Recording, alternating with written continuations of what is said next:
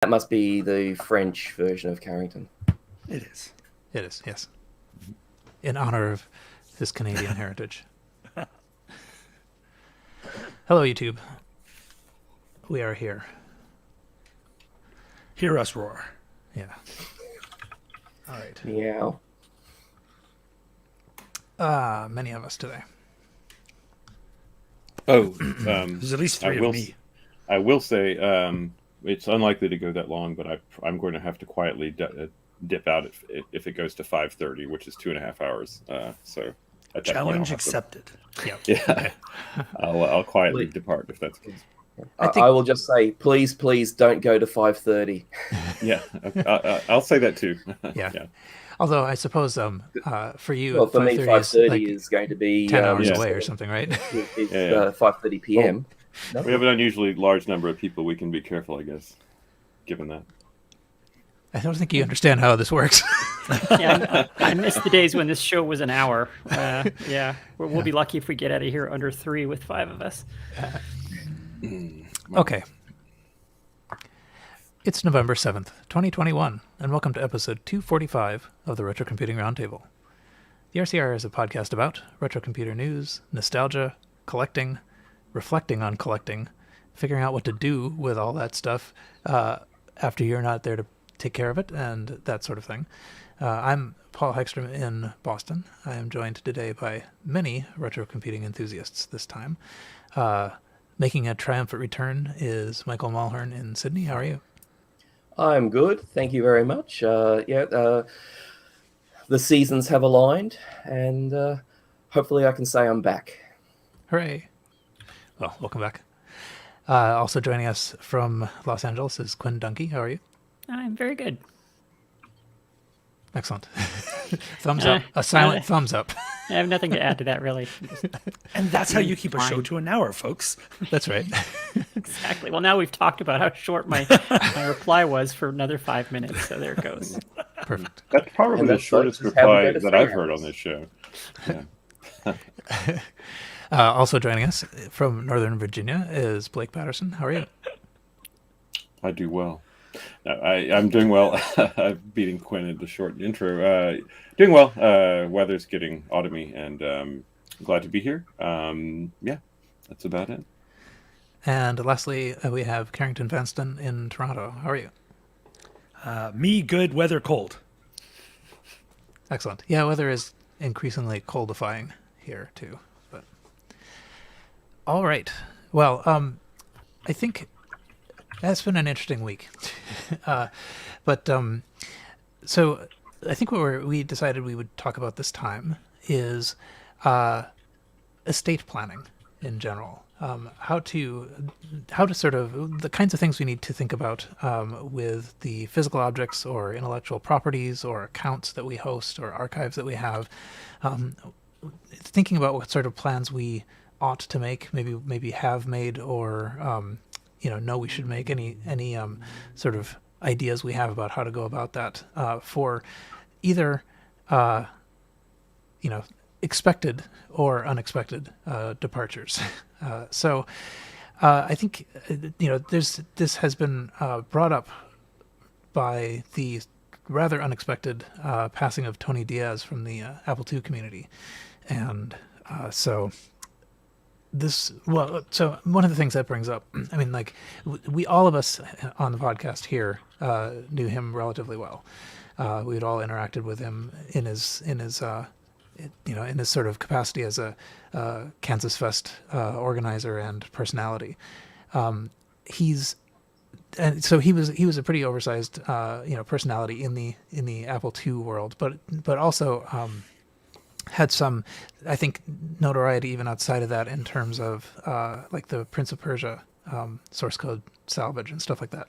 So, and the one aspect of this is that he had a lot of sort of rare items. He'd been sort of collecting Apple stuff for a long time.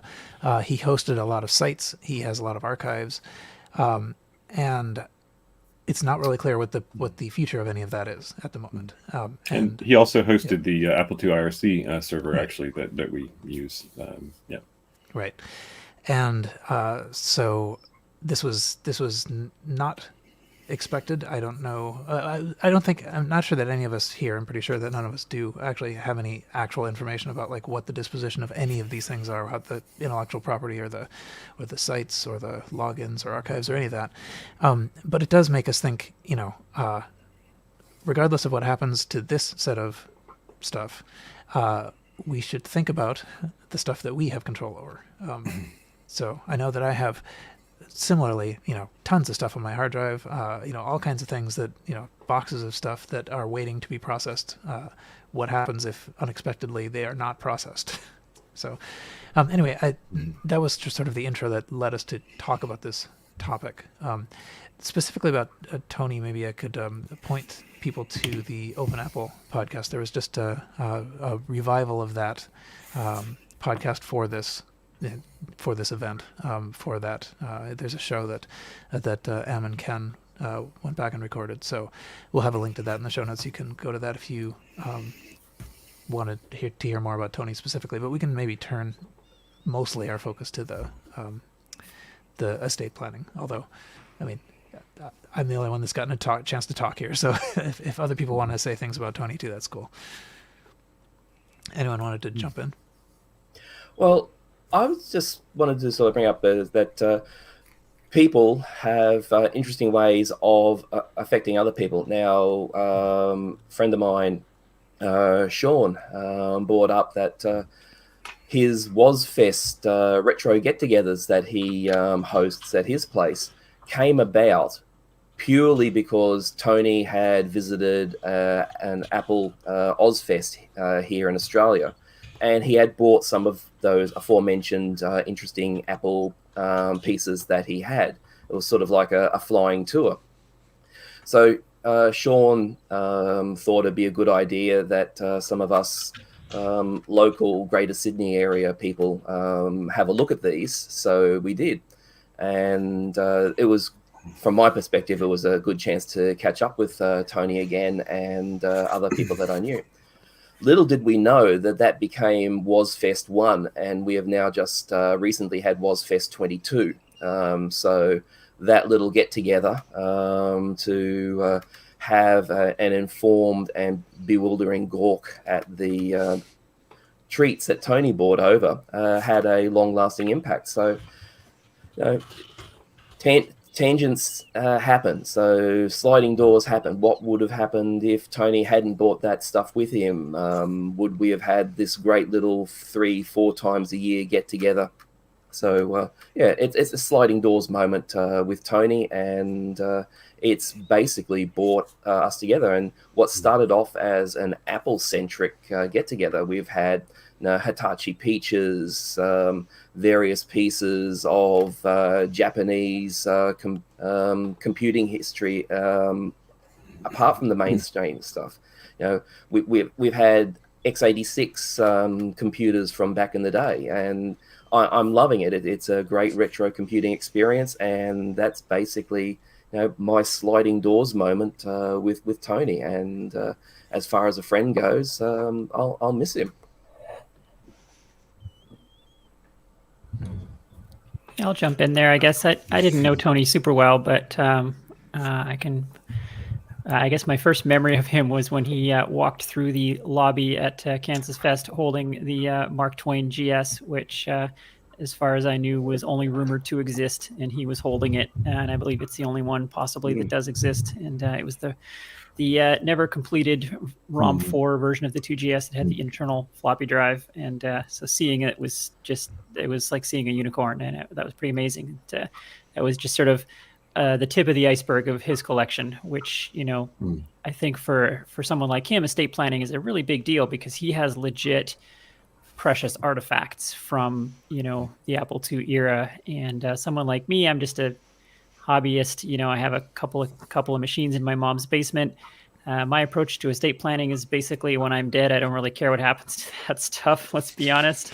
I don't have anything especially valuable or rare. So if it ends up at Goodwill or in the trash, honestly, it's probably fine. One approach to estate planning is to give the stuff to someone else while you're still alive. That's something that accidentally happened to me. I haven't ever admitted this in public before, but I actually own a Commodore 64. It is, I know, yes. You can kick her from the podcast, right, Paul? You have that. I think I'll look for the button. Yeah. So yeah, I had a friend who. I'm just going to reach for the eject lever. Yeah. I just did an ejection motion for the people listening in the audio only format. So he was needing to clean out his mom's basement, and he wasn't interested in this stuff anymore, and I sort of was. So he was a good friend of mine from back in the day, and he still had his original Commodore in his basement, and I was like, well, I'll take it. And so I had visions of playing with it because I have always been Commodore curious, as it were. I've always been interested in playing the games that they had and playing with Amigas lately, but I never actually did get around to it, so it's been sitting in a box in my parents' basement ever since. But so that's another machine that's not rare or special. So if it ends up in the trash when I'm gone, that's frankly fine. I guess that's my approach. Yeah. Mm-hmm. As far as Tony, I'll jump in. I mentioned when you were talking, Paul, the IRC server. I guess my biggest interaction with him over the years was the on IRC chat for, I guess, probably over 2 decades, and that server went down here very recently, and I went in to try to get news, and it was down, and that sort of tied together. But I will say, when you mentioned the Mark Twain. I met Tony. He came to my house. He was fond of road trips, and I think he was driving from to Kansas City, and he was in the DC area, and I offered him a large color next CRT, and he came to pick it up, and he had the Mark Twain GS with him, and so I've got photographs of it laying in the street in front of my house, and that was the unicorn moment for me. So. Yeah, those are treasured photos, but anyway, so yeah, just to add a little note there on Tony. Mm-hmm.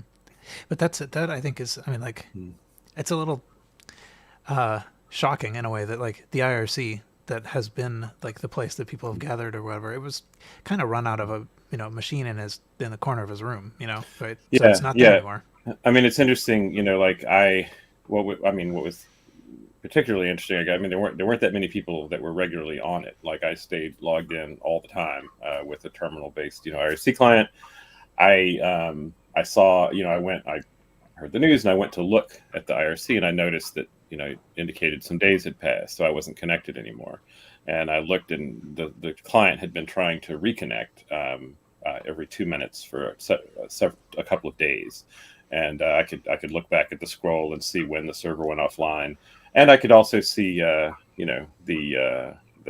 last, hey, see you later, from Tony, his conversation. It's just weird to have the scroll back there, but the server's not there anymore, and I don't know that it'll ever come back. But that was where a clutch of Apple II people really, for decades, for my part, went, chatted, hey, look what I'm working on, and that was a nice thing. I hope. One day that gets picked back up again, but you're right. That's a corner of the community that was a big corner for me, even if it maybe it wasn't for most. But yeah, that's gone now. You touched on something important there, which is that as a community, we have very small points of failure. As we say in software engineering, certain people's bus factors are very high. And, as a civilization, the way we solve this problem is by distributing these important things so that it's not dependent on any one person. So a collection as valuable as Tony's, should really be with an institution of some sort that will outlive any individual, so that we don't have these small points of failure like this. Because now, we have this basement full of priceless artifacts that his family may not know what to do with, or have any idea, what's valuable, what's not, what the history is of some of this stuff. I'm guessing a lot of it, as far as the history, also was in Tony's head. I don't know how much of it was written down. Sure. So these are, record keeping and distribution of responsibility definitely helps prevent this sort of situation.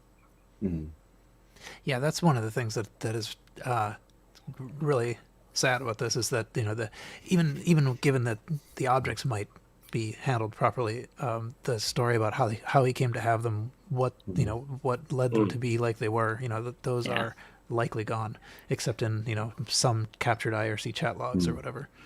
Yeah, and I know, for as I indicated, there's a couple of stories Tony shared with me that I intend down the road to share online more publicly. But in those stories, I'm aware of the fact that there are certain like key items that are in his collection, but there are physically separate items that are part of that story that no one would possibly link them together, and that's I'm sure a physically distant place in his very large storage space. And so it's without him to to have to kind of talk about, oh, this actually belongs with this because of this thing. There's no that's lost. And so aside from where he's shared that with other people, so, and I'm sure he's done that to an extent, but not every story, obviously. Yeah. I don't know, Carrington, you hadn't had a chance to talk yet, if you want to. On the topic of like, how do we deal with estate planning? How do you deal with when you have a collection? Obviously, I know a lot about that. Look around me. Yeah. But Who's going to get your couch, Carrington, now that you have one? anybody can have it. It's the worst couch ever in the history of couches. It's a temporary couch while I'm waiting for my real one. It's awful. Don't remind me. Take my couch, please. I'll be here all week. It's too bad Jack's not here, because they've got this thing in Sweden that I've been meaning to ask Jack if it's something people outside of Sweden think that happens in Sweden, or if it's actually something that happens in Sweden, which is called Swedish death cleaning. I don't know if you guys are aware of the term Swedish death cleaning. They probably just call it death cleaning, being in Sweden. Well, in Sweden, it's like the food. And it's this idea that as you get older, there comes a point where you should embrace the fact that you are mortal, and you have an obligation not to leave a burden of your stuff on the people that stick around after you. Because other than maybe Paul, almost all of us are not Tony Diaz, and we have collections that are, in the grand scheme of things, essentially worthless. They're worth things to us, but the funds maybe that could be generated from them in an estate sale that you impose on your kids, who are also dealing with the fact that they found you dead, is maybe not worth it. And so separating the rare few things you have of value, and maybe letting your family know that the rest of this should go in a truck to Kansas City or whatever, and don't worry about it. That yes, it could generate $500, $1,000, $8, whatever, plus shipping, plus handling, none of that's worth it. These two items, Mom and Dad, this is what you should take to a collector, that sort of thing. Not because you're trying to maximize value for them, but because you're trying to minimize impact on the people after you who shouldn't have to deal with your stuff. You loved your stuff, but they don't have to. My girlfriend, check your bingo boxes, lives in Canada. You wouldn't know her. Canada's real. Don't listen to Quinn. She was willed a stamp book by an uncle. And we were talking about it weirdly. It's weirdly, this timing is interesting for me, because a couple weeks ago, I picked auction items for this show, not from eBay, specifically because I was going to mention, hey, here's a place where people will handle estates and stuff. So I'm like, that's weird timing. But also, like a week ago, I was talking to my girlfriend about how she has a book of stamps that she got from her uncle, who was a massive stamp collector and left 3 giant books of stamps to 3 different nieces, and she's one of them. And she has taken that book of stamps from house to house to house to house because she feels too guilty to go and get it appraised to sell. But she's also not a stamp collector. So she just, and I said, well, what are you eventually gonna do with these stamps? She goes, ideally, I leave them to someone else when I die. And these stamps will simply pass down until you get so far from the originator that they feel no compulsion about getting it sold. So maybe you gotta put yourself in the mindset of the people after you and think, what does a non-Apple II, non-Commodore, non-IBM, non-vintage computer lover, what do they want from this? And what they want is an association with you. What they want is to maybe a reminder of what you love.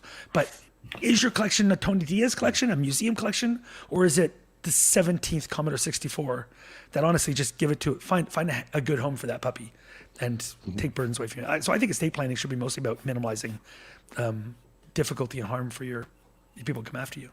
Yeah. Well, you said an important word there, which is will. You know, there are people, I mean, estate planning is a thing that people do. Professionals would say that the way you specify what's important and what is garbage is by what's in your will and what's not. And so the stamp books have value, whether, you know, emotional or otherwise. And so they were in the will, and everything Good else point. can be assumed to be garbage. So I think that's a perfectly reasonable approach. I think any estate planning lawyer would say, yeah, like when you hit 40 or so, you should have a will, and you know, you should list everything that's important, and you should update it periodically. I know none of us do that. How do you but- list the Commodore 64 value? Like, Paul, how would you do that? You've got tons of things. How do you tell somebody who doesn't know what you know how to find that one? Like, when you name it, they'll look around and go like, well, which one is this? Yeah. Do you I have no put a idea. sticker on it? Like, serial Yeah. number?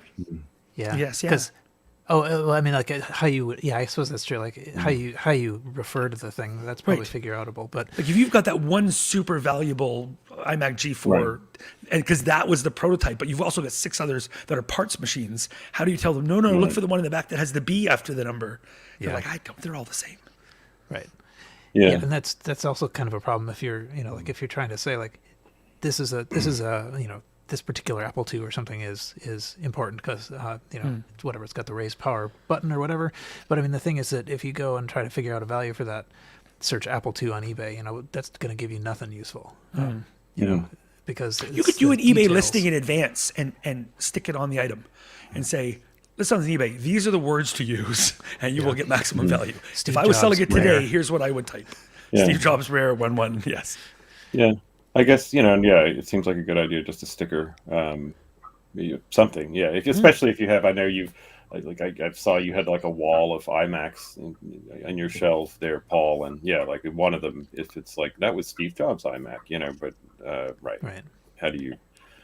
That's yeah. There's I think another- the bar for that should be high, though, right? Going back to what Carrington said about like what's precious to you is garbage to everyone else, Right. and that line needs to be high. So if you've got a raised button Apple II that's worth 48% more than the other 2 million Apple IIs that were made, Right. that's not high enough of a bar. Like that's still garbage to everyone else, Yeah. and it's not worth for your bereaved loved ones who are dealing with your crap. It's not worth the $1,000 they might get on eBay for that one because it's a special Apple II. So, I mean, I think it pretty much has to be Mark Twain level of artifact before it's worth, you know, even leaving to somebody else.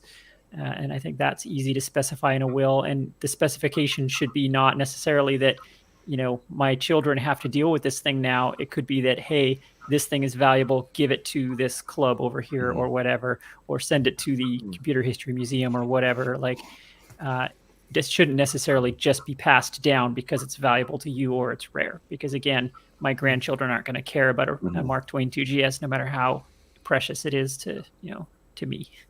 Though it is important that the Mark Twain 2GS itself is preserved because it is actually a unique item. So that's the, I guess the other side of the coin. Some people do have things that really should be preserved. Yeah, and I mean, all the that's- more reason value not to give garbage it to your thing. kids because they're not going to right. do the right That's thing right. with it. They're going to leave it in the window next to the sun and let the floppies rot. And, you know, you need to give it to someone who knows how to preserve something like that. Yeah, I mean that's much more rare than the C65. I mean, there's like 2, I think. Yeah, I guess my, you know, now that we're, I just to say a little bit about the actual estate planning. With I hadn't, you know, like I have a friend of mine who runs, you know, Mac Rumors. Like he is, you know, he knows a good bit about the different things. And I thought, okay, well, you know, my wife will reach out to him. I've got basically, I was looking at it, I've got basically 21 systems set up and functioning. And I, you know, they're turn them on and they work. They are, I don't have duplicates of anything. Like I might have 1 or 2 parts machines on the shelf that's literally in 2 pieces, but I don't have a collection like Tony or Paul, you know, or that kind of thing, bigger than Carrington's.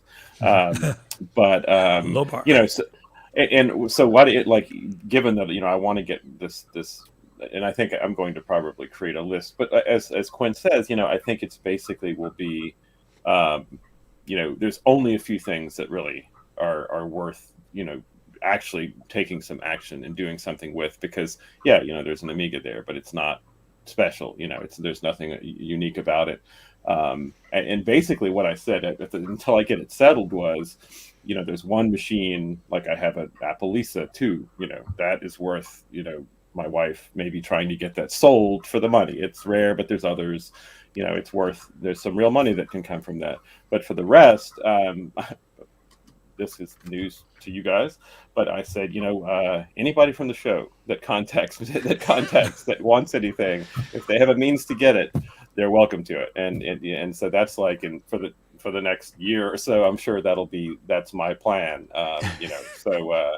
But otherwise, just, I think it all could be let go. I don't have enough of a unique collection, but I'll probably end up listing 3 or 4 things that are unique. And then the rest is sort of like, it should be nice if someone used it, but it's not, the world's not losing something if they go away. Yeah, well, my wife and I were just recently discussing this. She asked me, what's that delivery that just came in? So I told her about, it's an Apple II Platinum. It's got all these cards in it. Her interest level started to plummet quickly. But the thing I think is the takeaway from that is that she said, well, if you're not here, how am I going to tell the important junk from the rest of your junk? And so all I can say is, yes, stickers are good, but be careful what stickers you use, where you put them. That valuable model X, Y, Z, whatever it is, has just been devalued because a non-removable sticker was just put onto the delicate paintwork. But something, you need to do something. Now, I've got mostly a book collection rather than a computer collection. So, people are more used to handling books. But what I've been doing is progressively moving through my collection, scanning them and putting them up on the Internet Archive. I had originally thought of creating a blog, documenting them all, and that just seemed like too much hard work. So now all the scans are going up. So I've got some uniquely Australian titles, computer related, not computer related, and just getting them digitally preserved. I'm hoping the Internet Archive will continue on for a tad longer than myself. But the takeaway for us here is, there's nothing really valuable in the 8-bit bunker. There's some interesting machines. I've got Havoc 6502, which I've only seen a few floating around the planet. All of these things are basically, my wife now has an understanding that when she's got over me going, and this is, of course, assuming that she outlasts me. Some days it doesn't feel that way. But these pieces go to whoever, and then just have an open data community. Just tell them to come in, behave themselves, take what they like, and share it around. If it ends up on eBay or somewhere else, don't worry about it. I'm not. To me, it's the books. You talked about books seem to be less interesting to the kids of today. I take great pleasure every time I upload something, even if it's something esoteric, as in the Victorian State Government's 1942 How to Build a Bomb Shelter in Your Backyard booklet from World War II, or just recently a title called, what have we got here? The Bewildered Parent's Guide to Computer Programming, an Australian title that I haven't seen it anywhere else. Now I'll go searching for it online, and I'll be tripping over copies of it everywhere. But just getting those things online so that other people can enjoy them, catalogs and things. Finding Dick Smith catalogs from the 80s were not really available or not fully scanned for electronics enthusiasts. And I've got people in the two-way radio fraternity have been in contact with me saying thanks for putting up the 1986 Dick Smith catalog.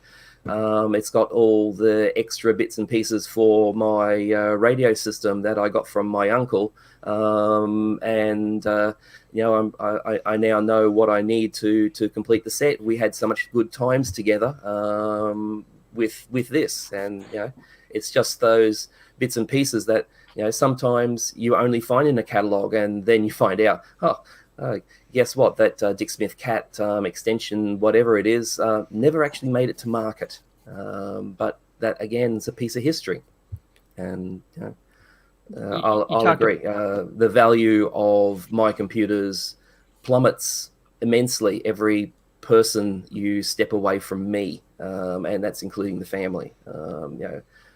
We've no kids. It's all going to go to the nephews and nieces, and they've expressed zero interest in computers. You talked about scanning there. I think that goes back to what Carrington was saying about the Swedish death cult or whatever it was, that the more you can reduce this stuff before you die, the better. And I'm not reducing. No, I scan the books. I keep the books. I get more books. Well, but if the books are scanned, then more scanning. On your deathbed, you can send them all to the recycler and not worry, because the books have been preserved. And I think going back to what other people said about putting stickers on things, I mean, another solution to that problem is, well, you don't need 6 Commodore 64s. Just keep the one that's valuable. Assuming you're not, assuming you don't pass on very unexpectedly, you're probably going to have, a couple of months of notice to start getting rid of that stuff too. I think that is another Mind approach. you, all those books would make a great funeral pyre. I guess you could look at your collection and try to decide. Fahrenheit 451 here. You could try to decide, what do you have because it's an investment. Like, you've got this thing that has value and you think will retain its value, which is almost nothing in vintage computers, by the way. But let's say you got that. And then separate from that, you have the collection that you enjoy. You have these things because you love them. They bring you value. Like, I've got my I'm actually 4. Love it. Play games. It's terrific. But it's not a thing that I have because I think it's going to accumulate in value. It's just a thing I have because I love it. So maybe that's the way to separate them. And like, which of these things is actually going to be worth more money later? And those are the things to make sure that your family knows, because they don't have to deal with it right away then. Say, take these 5 items, stick them in a box. 10 years from now, feel free to sell them. They'll be worth more then. The rest of your stuff won't be. And again, I think that bar should be high. Like, $2,000 is probably not high enough for someone to deal with the hassle of shipping a CRT to someone on eBay. Like, don't underestimate how much of a hassle that is for someone who doesn't want to do it and who just lost someone they love. So, I mean, I think somewhere maybe a Lisa 2 or something that valuable is above that line. But yeah, it's a pretty high bar, I think. It is a pain that it's all such big, heavy things that are like, if it was baseball cards, $2,000 baseball card, fantastic. Stick it in a book and you're done. But a $2,000 Lisa setup is a bunch of space and a bunch of weight to deal with. Yeah. I wonder if there's a service that should exist. Sean Fahey should go into this and say, you just send entire collections to me, I sell it, I keep half the value. Bing, I deal with it for your family. I know what it's worth and I know who to sell it to. Done. Yeah. Somebody should just go into that business. Somebody who knows what they're doing. And then what do we do with his collection, though? It never ends. It's called Kansas Fest. Yeah. I mean, this is what I was kind of thinking, as people were talking, that like, it seems like actually the right thing to do, if you can work it out, is to designate somebody, or maybe a list of somebodies that you go down, to the first one that has just, out-survived you, and say, like, this is the person who will be able to evaluate this stuff. You go grieve over here. This person will look at the stuff and tell you, and we'll report back. But are they local? Yeah. Like, so how do they deal with it? Yeah. I mean, like, so then the question is, like, do we, as a community, do this for each other? Say, I will be your, buddy, your death buddy, or whatever. RetroDeathBuddies.com. Yeah. Blake, get on that. I was going to suggest Retrocomputing Godparent is a little nicer than Death Buddy. But well, Death Buddy can always just forward them through to the Retro Godparent. So yeah. But I mean, the other thing too is that a lot of what we're talking about is stuff that you sort of plan through the process of time, and it's not really taking into account this bus factor, right? I mean, the thing is, what happens if 17 days from now or whatever, you're no longer able to interact with people and designate things, or breathe or whatever, so. Well, if you find out you have very little time left, Yeah. you might not want to spend it cataloging your Yeah. collection. So maybe doing that when you're healthy and you think you're not going to die forever is the time to do it. So Yeah. that you don't have to worry about doing that. Well, I got 2 weeks left. Better get scanning. Yeah. Exactly. Yeah. I mean, Unless it's like a Scheherazade thing that if you leave your stuff half scanned, you can never die. Oh, I can't die because I got to scan this. This will always be halfway through scanning something, and you're immortal. Yep. Yeah. Every time How it you works in scan Sweden. something, you get younger.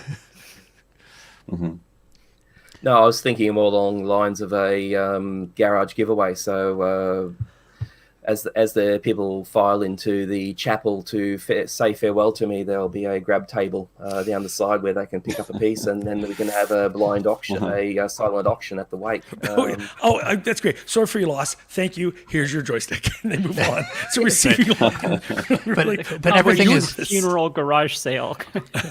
everything that but everything you do take is accompanied by a mandatory image or two. some ashes. Some scuzzy No, cables. the person who gives the best eulogy gets first pick. That's right. Yeah. Anyway, I mean, I don't have any of us done any of this? I mean, like, so I should say I know it's a good idea, and I have done like none of it. The best time to do it, yesterday. Yeah. Might as well do it today. But it's overwhelming. You look at it and you go, well, where do I start? So yeah, I'm with Quinn. When I'm gone, it's not my problem. But that's the thing. Nice. I don't like. You can limit it to Quite a what certain I number of was things. saying. That's a radical That's my takeaway. interpretation of the text. Yeah, that's my takeaway. Quinn says it's not my problem. But no, I guess the way you I interpret have- it being not your problem I have a is community different. conscious. I want to make sure that some of the stuff does go to where it belongs, and the rest. Some is yeah, too vague a number. I think you have to say 3 of the stuff. Pick 3 things. That's what you could pick. Whatever your 3 things are, pick those. That's it. Or 1 per person you're leaving things to. Everything else is a burden. Pick your 3 things. You could do that this afternoon. Pick 3 things. It can change later. Yep. These are the 3 things I care about. Actually, it's not such a silly idea. Just thinking it now, there literally is 3 things which I would like down here within a long arm's reach to actually get to someone who appreciates them, at least half as much as I do. Yeah. The rest, it's interesting talking points.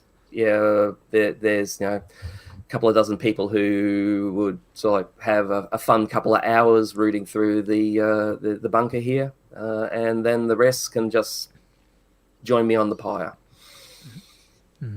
There's EPA got rules against burning retro material. There's a pollution Yeah, thing. pretty much. I ought to. Yeah. I mean, I know that thinking about the things that I have. I mean, many of the things I think of as kind of transient. Like I have the thing because I want to scan the thing, and then I don't want to have the thing anymore. So it does not clear that it goes on a list, but at the same time, it might be something that maybe isn't quite up to the threshold of putting a sticker on, but it's still people would much rather have it than have it be dumpstered. So I don't know. Yeah. Anyway, it's something I am reminded that I need to think about. So. I guess weird way to think of it is if you are, say, like Paul, say you're collecting a bunch of material that you want to archive, and you have it because you want to scan it and preserve it. If you keep collecting things and not scanning them and releasing them, you're actually doing a disservice to the community at large because you're a single point of failure. So you brought all these things in and then you died and all got thrown in a dumpster. Whereas if you said, I'm only going to take in things as quickly as I can scan them, any point where you fail, you just, Paul's dead. What a bummer. It would be a bummer. I would miss you. Just for the record. Okay. But then it'd be like, the 5 things you were working on are the most that could be lost in a sense. Right. But of course, if you didn't get them, buy them on eBay, if everyone did that, they would all just gotten thrown out ahead of time. So maybe you actually delayed the inevitable. I don't know. I have no idea what the solution is. Be a minimalist. Yeah, I mean, like I have come to realize exactly that, and it took me a while to get to that point, but I have a lot of stuff. Which point? Did I make I wasn't sure I made a point. Oh well, Did I get to a point? That the things are Yeah, coming that in, but we're they're all- not getting processed. Oh, all I see. failures. Right. Yes. Okay. Yeah. Yes. And what good is it in my filing cabinet, for 7 years. So anyway, it's unfortunate that it takes an event like this to really kind of bring that home, but nevertheless, it is worth having it. It's good that it was brought home. So have we Do solved it? something Have we today solved the problem? before some notable in your community passes away unexpectedly.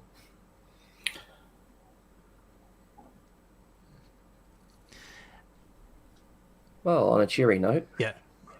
Actually, I didn't respond because I didn't feel like I actually heard what you said. I'm not sure. But anyway, was it something that required a response? No. Okay. No. Yeah. I'm just saying, I think we could do without lots of timely reminders, but we should get off our collective backsides and actually do something. Yeah. I got that couch. I don't know what else you want from me. Well, and let's face it, okay. Your backside must be comfy because you said the couch isn't. It's not. I'm looking at that turntable, Carrington. I'm getting a new turntable. I don't know what I'm going to do with this. My life is turned upside down. Wow. you should You stand could, up.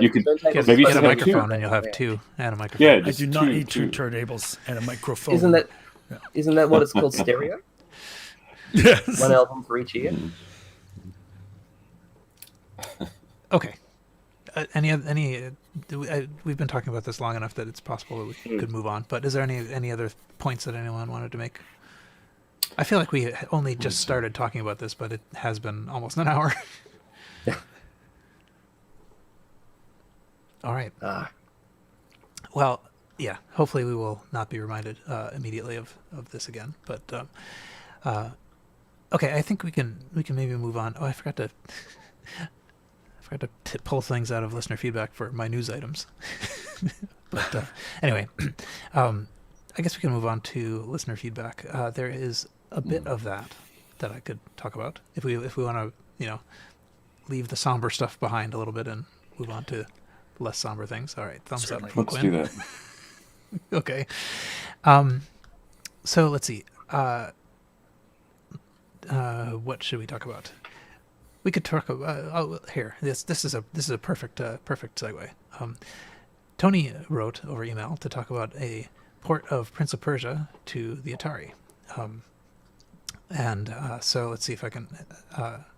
Basically, what's happened here is that someone has taken the source code for Prince of Persia, and ported it to the Atari, and so that's an interesting project. I'm not sure if it's done yet. I didn't get far enough to looking into that. Does anyone know what I'm talking about? I saw it. I'm aware of what you're talking about. Again. No, yeah. It'd be interesting to see. Yeah. It's cool that it's a port and not a re-implementation, because you see a lot of those, like, oh, I made Halo for the Commodore 64 or whatever, but this is like they actually took the source code and ported it, and just updated the graphics routines and so on. So the gameplay should feel the same as it does on other platforms, which is really cool. Yeah. It'll be interesting to see. I saw it pass. I don't know anything about the current status, but it, as we know, it came, as you may have just mentioned, it came, it was ported to the Commodore 64 when that source code was revealed, like 2 years ago, something like that. And it'll be interesting to compare the Atari with the Commodore because, they're different architectures. They both have pluses and minuses. So, yeah. I think the Atari is actually closer to the Apple II than the Commodore is, though. I would agree. Yeah, and unlike the Commodore, I know as an example, it can't do artifacting, whereas the Atari used color artifacting for a lot of it, as the Apple II does for all of it. So that'll be interesting to see. Yeah. But of course, one of the things that brings up is that the reason this is possible is that Jordan Mechner's parents found a bunch of discs in his closet that had the source code on this, and that's one of the things that Tony Diaz was sort of like briefly famous about, was going with Jason Scott to Jordan Mechner's house to sort of like dig through these discs and revive the source code. So the reason that this port is possible is because the source code was made available. Yes, we can link to the port thread on Atari Age, but also to a couple of things about the Prince of Persia source code salvage, including Tony's Kansas Fest 2012 presentation. That was 2012. That was a long time ago now. But That source code is a great read too if you're interested in 6502 code at all, because it's rare that you get to see a full commercial product that was implemented in 6502, and this is like how we structured it. Here's how the art assets are loaded, and here's how the animation routines are synchronized. Like it's really it's extremely well commented, this code, so it's actually quite easy to read and see how he did everything. And I think you won't find a better education on how to write a large scale like AAA game in a 6502 environment, I think, than that source code. yeah, I've been meaning to look through it. I know when it was first released, I looked through just the booting code and realized, discovered that there are a couple of little Easter eggs in there where, like if you start it up and do the right thing, then you can make your disk drive sound like a motorcycle, stuff like that. He had this strange thing that would, I think it read the paddle, so it would see like where your joystick was or where your paddle was, and you could sort of increase and decrease the speed of the rattling of your disk drive to make it sound like a motorcycle. I don't know. They probably don't release things like that on modern games, but Yeah, I can't really see someone making their SSD rattle to. yeah, But probably not. I never played Prince of Persia in the original thing, so I think I'm going to go down this rabbit hole later on and play Prince of Persia for the first time on the Atari. Emulators ahoy! I think, Paul, on my modern PC, there are some games, and if you tweak just the right graphics setting, it will control how much hot air blows out of the back of the tower. Yeah, like a motorcycle. You change the detail settings, and more hot air comes out, and it gets louder. Yeah, it's kind of cool. Nice. Mm-hmm. Let's see what else. Sean sent email. So we had been recently talking about networking and network games and stuff, and back in January, Sean had sent us a spreadsheet of networkable Mac games, and I think we mentioned it, but it was just sort of like, I don't think the spreadsheet is actually available anywhere. So so we had a copy of it, and it's huge. Let's see if I can I might be able to put it on the screen so that we can sort of see it. Move tab to new window. Okay. Okay. Sorry. Window. Here. Okay. It's a very big spreadsheet with many games that are sort of like playable on network Macs.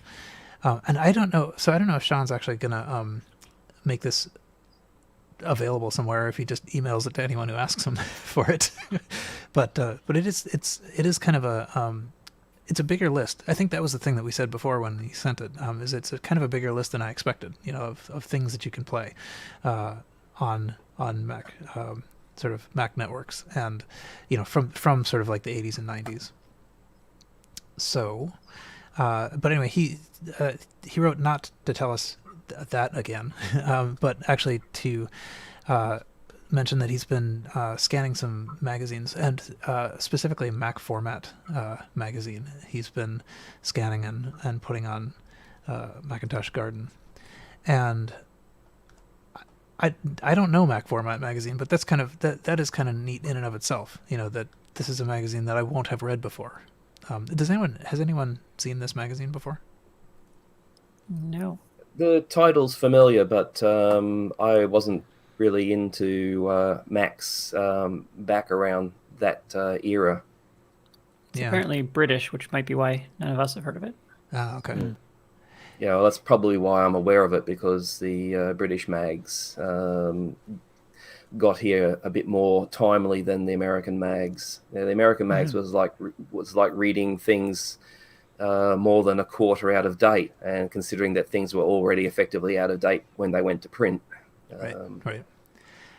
Yeah, it's kind of amazing how the news cycle has shortened. It used to be possible to read something in a magazine that was produced a month before you read it, and it would still be like news. Yeah, still news. Yeah. But I'm pretty sure Mac format was available here in Canada.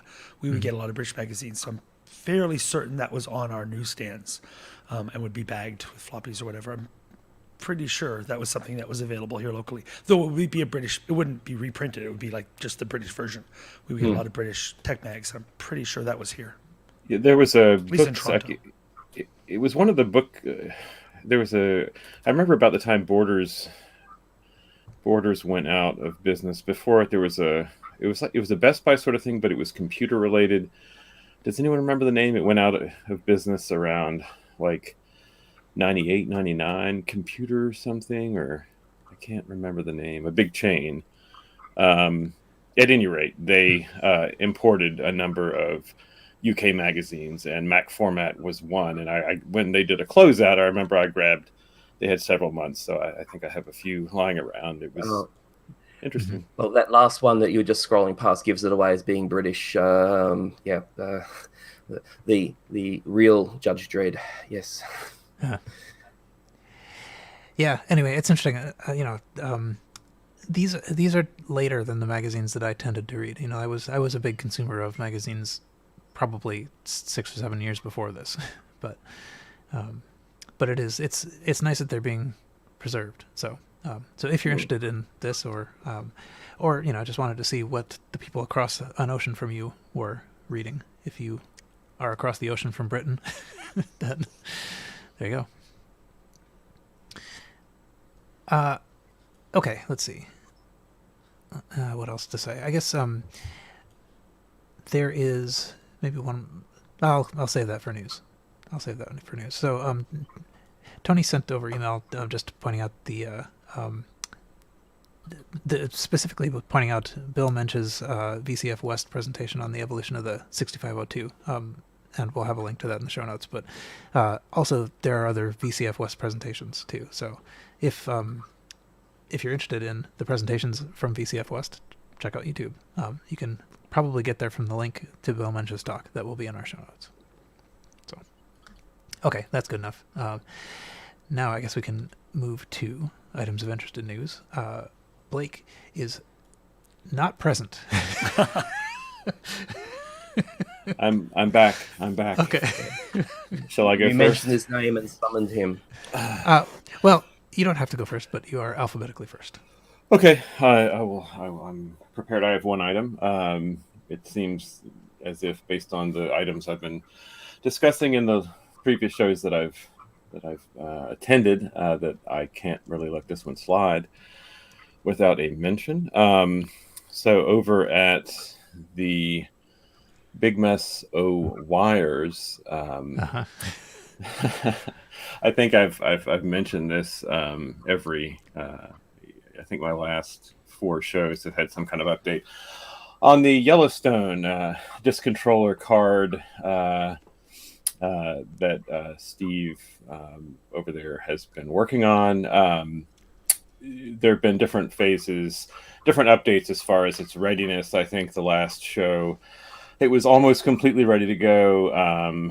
Now Steve mentions that I am happy to say it's finally working. He's got a video demonstrating this device, and it's just for those that haven't heard my 5 previous mentions of this. It's a disk controller card that will control, I think, every Apple 3.5-inch drive that's ever been created, except for the original 400K Macintosh drive. So anything else, like if it's whether it's in an enclosure outside or it's something that's an internal drive that you've got wired up. So he's asking for beta testers now. This was 2 days ago, I think. So I don't know. He said there aren't that many test units, but if you're interested and you have the the right hardware that he's looking for, you can make contact and possibly get a beta unit. So it sounds like these are going to ship rather soon after the final tests. And so yeah, if you're looking for a crazy flexible disk controller card, there you go. So that is about it for that. On that item, when you guys talked about this on the last show, there was some conversation around like who is this for, like what problem is this solving? a use case that I wasn't mentioned was for honestly 2GS users. I think this is a great thing because non-GS users might not know this, but that there's like 5 Apple II 3.5-inch drives that look identical, and Yeah. like 2 of the 5 work on the GS out of the box, and they like you have to know the minutia of these drives to know which ones work and which don't and why. And I think some of them will even like fry something if you plug them in. Like it's kind of a big deal for these 3.5-inch drives because Apple made a whole bunch of different ones that all look identical. Yeah. I think you're not exaggerating when you say that. I've got a 3.5-inch drive for my Apple IIc, and I'm actually scared to plug it into anything else. Yeah. Well, it seems like we're a little better protected in the modern era with modern things from plugging stuff in that will fry. But everything used the little D15 or whatever. Yeah, the good old days where the same sockets were used for vastly incompatible devices. Yeah. Well, so and here on we'll the put same power. Here we'll put power. Here we'll put power. Yeah. And on the same machine, some things can be unplugged and some can't. And I think that's one of the most prominent forms of progress that we've made in technology is hot plugging is now assumed and it's basically always safe. Oh no, but no, the old machines we always had hot plugging. It's just that normally they burst into flames. Yeah, it's extra hot. I mean, you had to be Hot a was subject literal. matter expert to know that the serial port is okay to unplug and the drive port will ruin your machine if you unplug it. Like things like that. All right. That's my only item of interest this time. All right. And Carrington has stuff.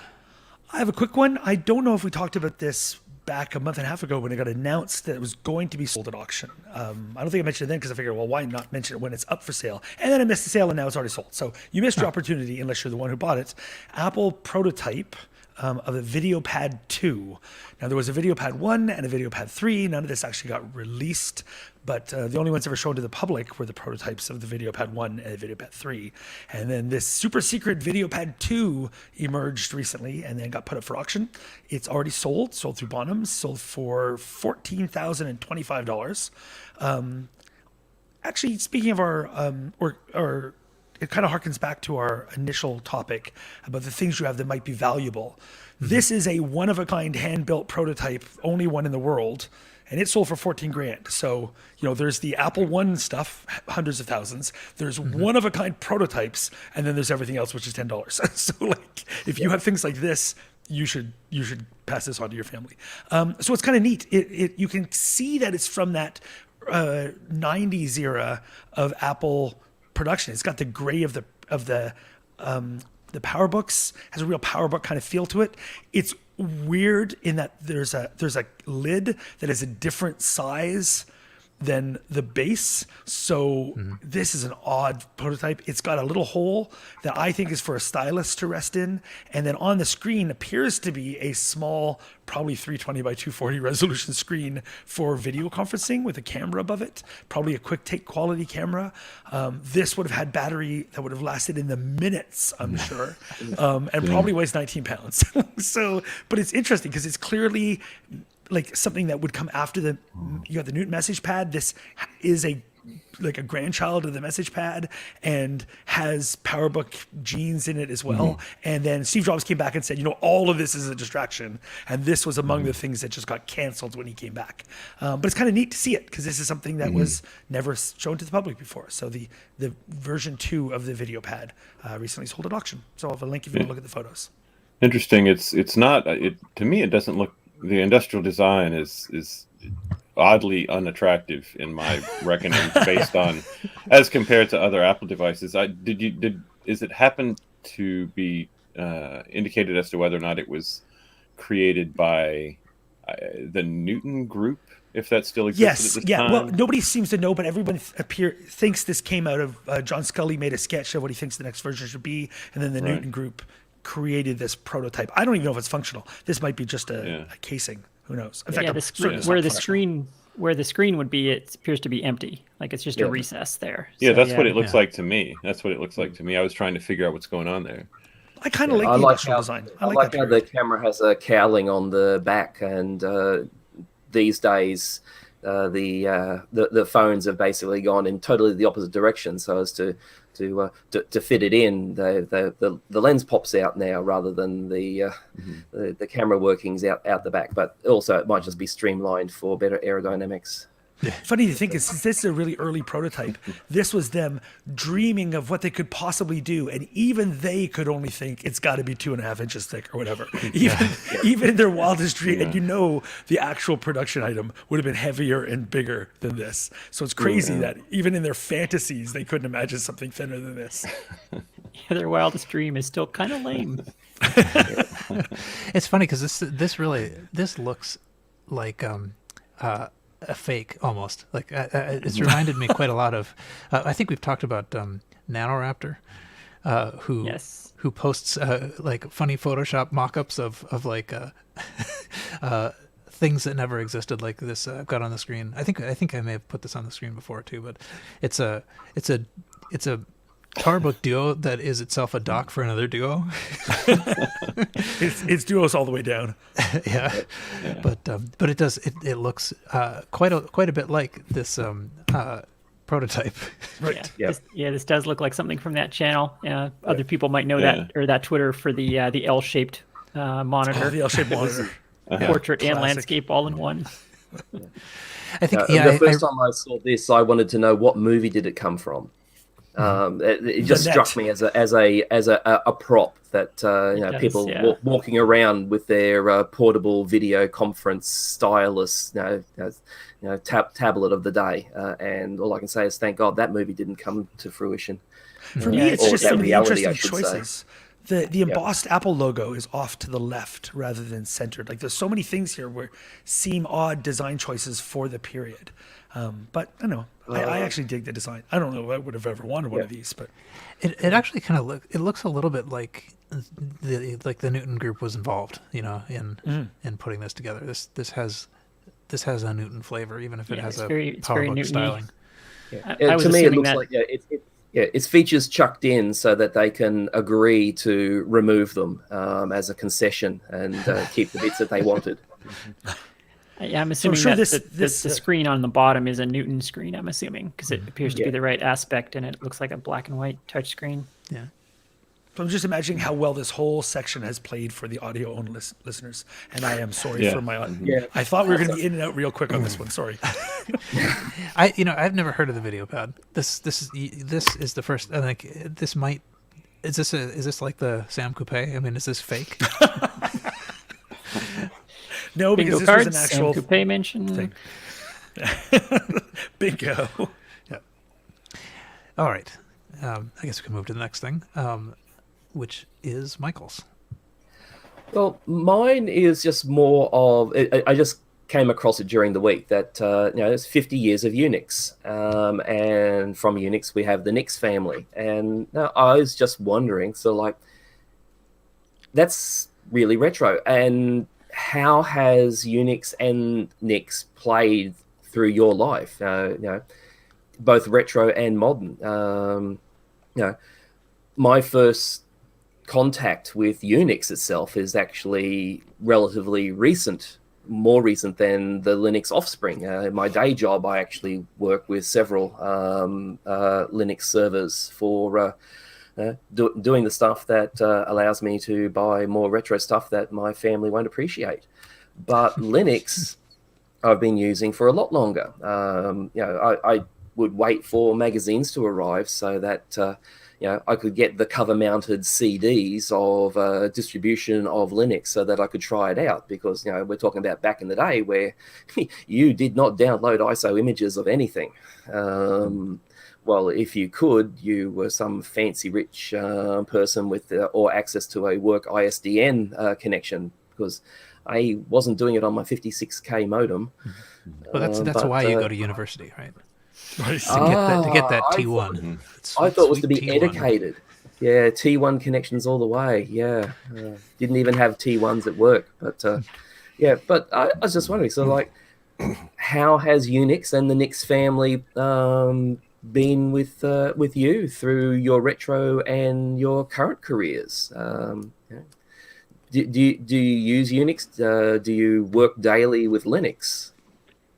Linux Or annoys me because I feel like I'm going to get a lot of hate mail for this, but I feel like Linux ruined Unix because it fragmented it really badly. So I grew up using Strong BSD. no Yeah, hate mail from me. I grew up using BSD Unix, and it was this beautiful standard, and it was this, and Mac OS frankly stuck pretty close to it. But now Linux, I use Linux a lot at my day job, and any knowledge I have from Mac OS, it translates very poorly to both Ubuntu or Red Hat, both of which we use. And like all of these different things, they put files in different places, and the architect, like the package managers are completely different. Like they're basically all completely different OSs that just happen to have, they all have LS and CD and for basic file navigation. But aside from that, there's very little in common between them. And it's very and annoying. POSIX is a lie. Yeah. Yeah. No, I miss the days of you could sit down and assume it was BSD and everything you knew would just work.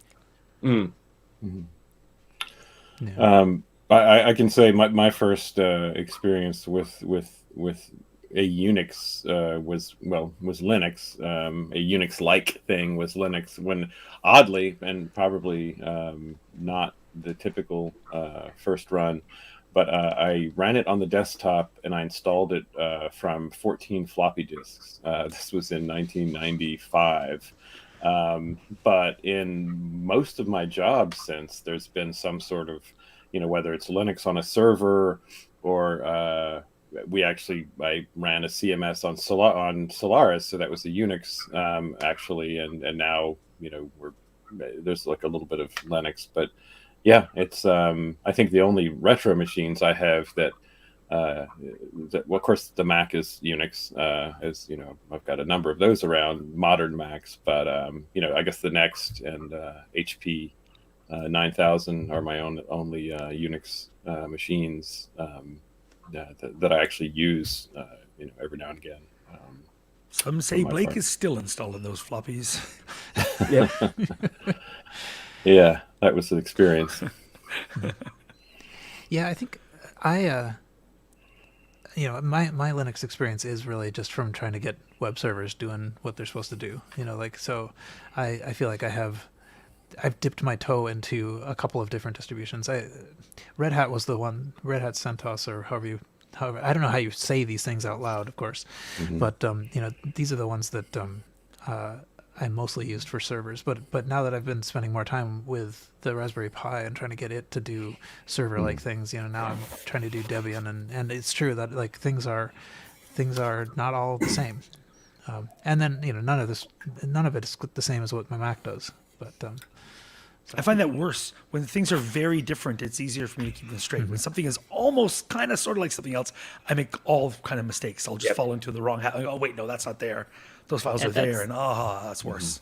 That's what gets me, because I do a lot of continuous integration and deployment management at my day job, and so we're using Jenkins and things like that. And when you Google the problems that you're having, you find series of command lines. Oh, this will fix that problem, and you do them and they don't work, and you're like, why isn't this working? It's like, oh, I'm on Ubuntu and they're on something else, and so you start okay, Google my Jenkins problem with plus Ubuntu, and it's like, oh, there's some Ubuntu instructions. Type those in. Those don't work. Oh, it's for Ubuntu 16, but they changed the package manager back in 13, and it's even little subtle things like you're trying to just do a regex search on something, or you're piping something on the command line, and you're like, oh, well, okay, I'm looking this up. They're using, Z shell. I'm using bash, or this is C shell. They're almost the same, but they're slightly different. And then for me is, again, with the, I guess, servers that run it, these would be web servers. You're like, okay, where does this keep the logs? Like where are the web logs? Are they split into multiple, or is it the one? And it's just different based on the default configuration. And so I think, Carrington, kind of your point, they're similar but a little different, and that does make it difficult. So basically, Unix are upstanding and stable, responsible members of the community, but they've let their kids run rampant. they didn't understand what was valuable in what they Yeah, had. exactly. Yeah. So use your stickers. The kids do interesting things. The kids do great things, but they're out of control. Brandon That was interesting. It never dawned on me that Unix, was it November 3, 50 years old, 50 years young. Yeah, that's a long time. Epoch gets closer and closer. Yeah, Brandon in the chat said, I've been playing with Solaris on a 32-bit Spark for the last couple of years, and some things are so nice that part of me wishes the commercial Unix was more of a thing, until I spent an afternoon figuring out why the license server for my C compiler stopped working, and then I was over it. Yeah, That's fair. That's fair. I hear that. yeah. I mean, honestly, that's what I love about modern Mac OS is that it's Unix without all of some of that nightmarish stuff. Like it's Unix with a window manager that doesn't suck, right? Because that's like for as nice as 70s Unix and 80s Unix was, as soon as they got into GUIs, like X Windows is a disaster, nightmare, hellscape. So yeah, Mac OS kind of puts a nice shine on all that stuff. Yeah, I've always been particularly happy about the way. I mean, macOS uses cups as the printer, as the print server, but it does it in such a you just don't feel it. Like one of the things about running Linux on the desktop was printing. Like it was always it did not feel at all like you were directly printing. It definitely felt like you were feeding this to the print server that you hope is running. I mean, again, I haven't run I run Raspberry Pi. I haven't tried to print from any of my 6 Raspberry Pis, but yeah, Apple covers the printing thing real nice, which is great. BSD didn't really transition to the desktop, and even Linux hasn't really made that transition properly, and that's where macOS is really shines, is that it brought all of that technology to the modern desktop with all of those quality of life improvements, like abstracting away printing and all that kind of stuff, for sure. I have a Raspberry Pi doing serving as a scan, sort of like a scan station thing, and I'm pretty impressed with it, actually. I mean, like I've got it set up in such a way that it's not, like it's mostly invisible. I've programmed it to respond to the buttons on the scanner, so I can just say, hit the button and it'll do its thing, and then it'll upload it to Dropbox, and then I can download it from Dropbox on my Mac, and it's all. I'm pretty pleased with. And the best part about it is that if you wanted to, you could actually fit the Raspberry Pi into the scanner. Yep. Yeah, sure.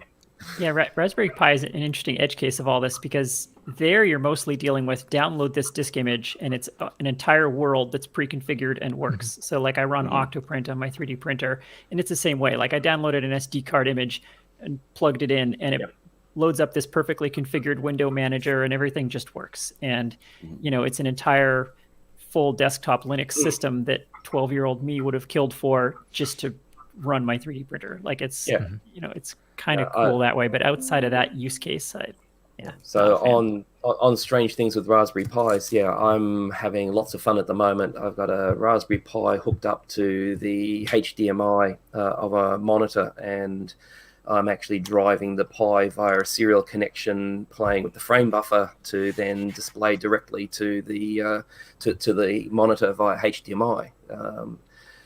I'm hoping to get it to a working stage where that basically becomes a plug-in HDMI monitor for any retro computer. But they're such flexible little devices, and as you said, you just download an image onto the SD card, and just magic happens. I love it. The Raspberry Pi Zero W is a wonderful thing, as a concept, because it's like a cheap little thing. It has wireless in it. Only problem is you can't get them anymore. If anyone has tried, there's there's a I love this. There's a Raspberry Pi Zero 2. Yeah. W. Yep. But, Raspberry Pis need Steve Jobs to come back and just clean all this up. Like this product fragmentation is out of hand. All right, let's see. I have the next thing.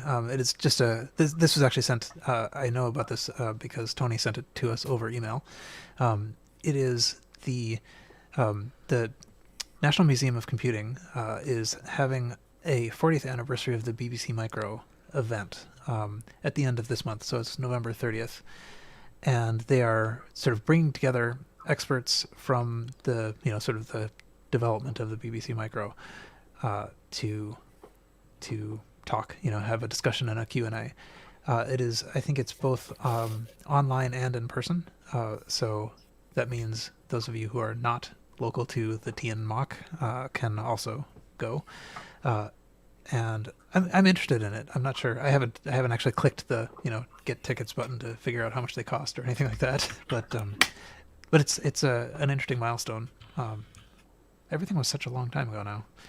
But anyway, so if you're interested in that, this was a computer that had a huge impact, not in the place I was, but certainly in the place it was. So, and as I have repeatedly said, I had one for a summer. It was an NTSC one, and they're super hard to find. I would love to have that back. I didn't know there were NTSC BBC Micros. Yeah. Yeah, I mean, like I didn't know that they were sort of unusual or rare or whatever when I had it for the summer. It just seemed like the computer I was borrowing. But turns out it was one of not very many. I think Carrington, you said that you had come across them in Canada, but No, it was the ZX Spectrum. No, sorry, the ZX 80 and 81. Okay. Yeah, we had those for sure. Yeah, I knew Yeah. a couple of people that had those. yeah, Those super powered computers. That was enough for Canada. We couldn't handle any more power, and those keyboards were all we needed. that's right. They would work in the snow. Anyway, okay, that was it for my item. I have to add, now that you mention it, it hadn't occurred to me to mention this, but now that you mentioned the BBC Micro and the anniversary, I listen to a number of podcasts other than Retrocomputing, and some of them are sort of some mystery podcasts, a lot of true crime, but there's this one podcast called Astonishing Legends, and they talk about, I'm actually sharing a screen here. Okay. They talk about, Bermuda Triangle, or like the Somerton Man, the money pit. NTSC BBC Micro. Yeah. Well, the thing is that there's this article, and there's this The article called chupacabra of computers. The Vertical Plane. It's a two-part, and it's interesting because I've tweeted about this recently, but I'm just going to give a real small nutshell. What it is there is basically, and I think it took place, I'm not remembering the time, like in the 70s. No, I guess the 80s, because the BBC Micro, early 80s. Mm-hmm. Guy had a word processor, BBC Micro, that he worked at a university. He had it at home, and they mentioned the software it used, a word processor. I can't remember the name of it.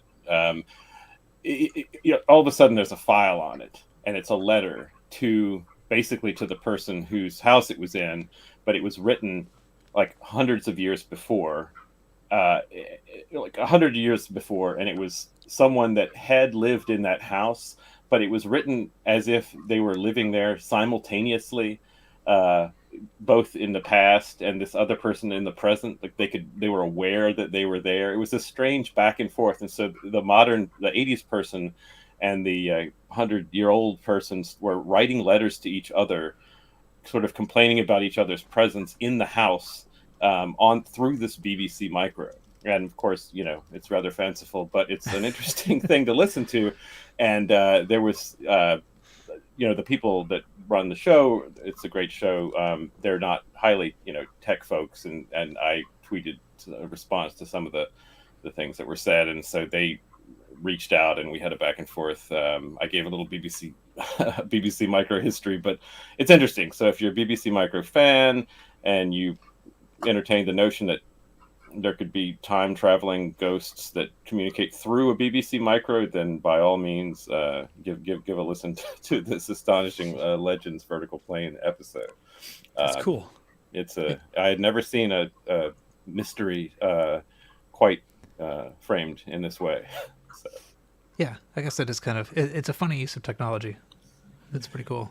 Isn't this there's a movie, The Lake House, that I think was had a premise like this, right? Right, I think so. And I remember there were some books that my wife read in her youth, and they were on the shelf. I read them, called Sabine's Notebook, and it was like kids' books, and it was as if there are two people, they went to the same place, but they weren't there, in each other's presence, that kind of thing. Two worlds. Yeah. I think you're right. Oh, about like Secret the Garden stuff. Yeah.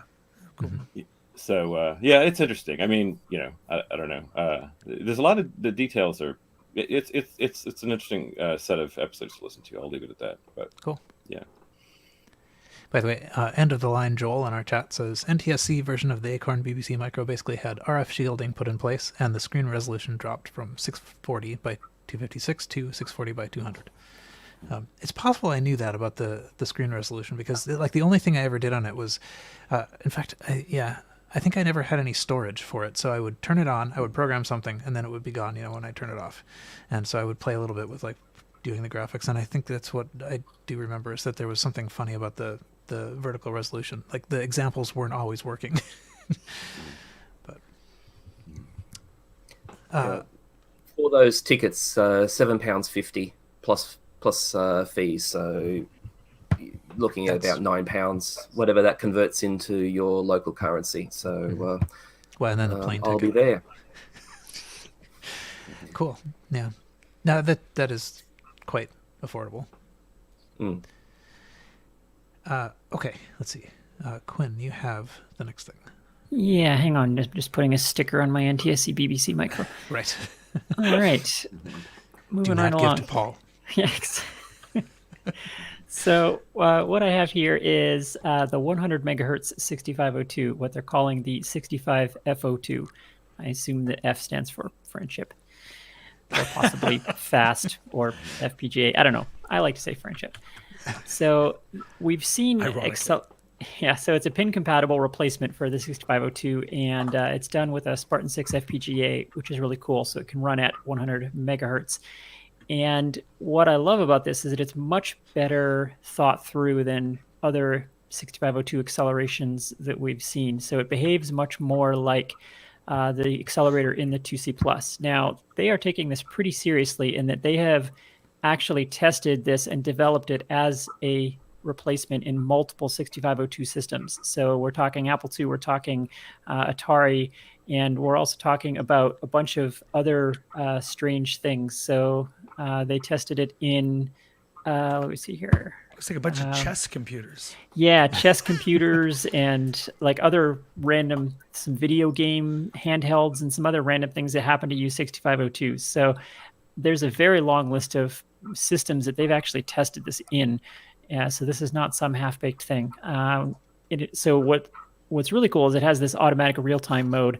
So the 2C Plus accelerator, and I think also like the Rocket Chip and some other things, had this system where they would automatically detect memory accesses to certain critical areas that had to run at 1 megahertz. So on the Apple II, of course, this means the paddles and the ROM wait timing loop, and of course the floppy drive. So most accelerators fall down in the Apple II in those areas, but this thing does not. And it's got an automatic system that detects those and then slows down and then goes back up to full speed when it detects that you've left the subroutine that was using those areas of memory, which is pretty clever. So I like that design. And the way that they made it universal is also very clever. So it's got, because all these 6502 systems might use the same CPU, but they all map memory completely differently. An Atari 800 and an Apple II have completely different memory maps. So they have pre-programmed the memory map for every system that they can find that uses a 6502, and then it's just got a bunch of dip switches on top of it so you can choose your memory map. So you just set that and it knows what kind of system it's in, so it knows where the graphics page is and so on, which I also love. And now they're going on to the next step. So they're developing, they have a video RAM mirroring system where it actually makes a copy of video RAM on the system that you're running it on. Again, it knows where that is.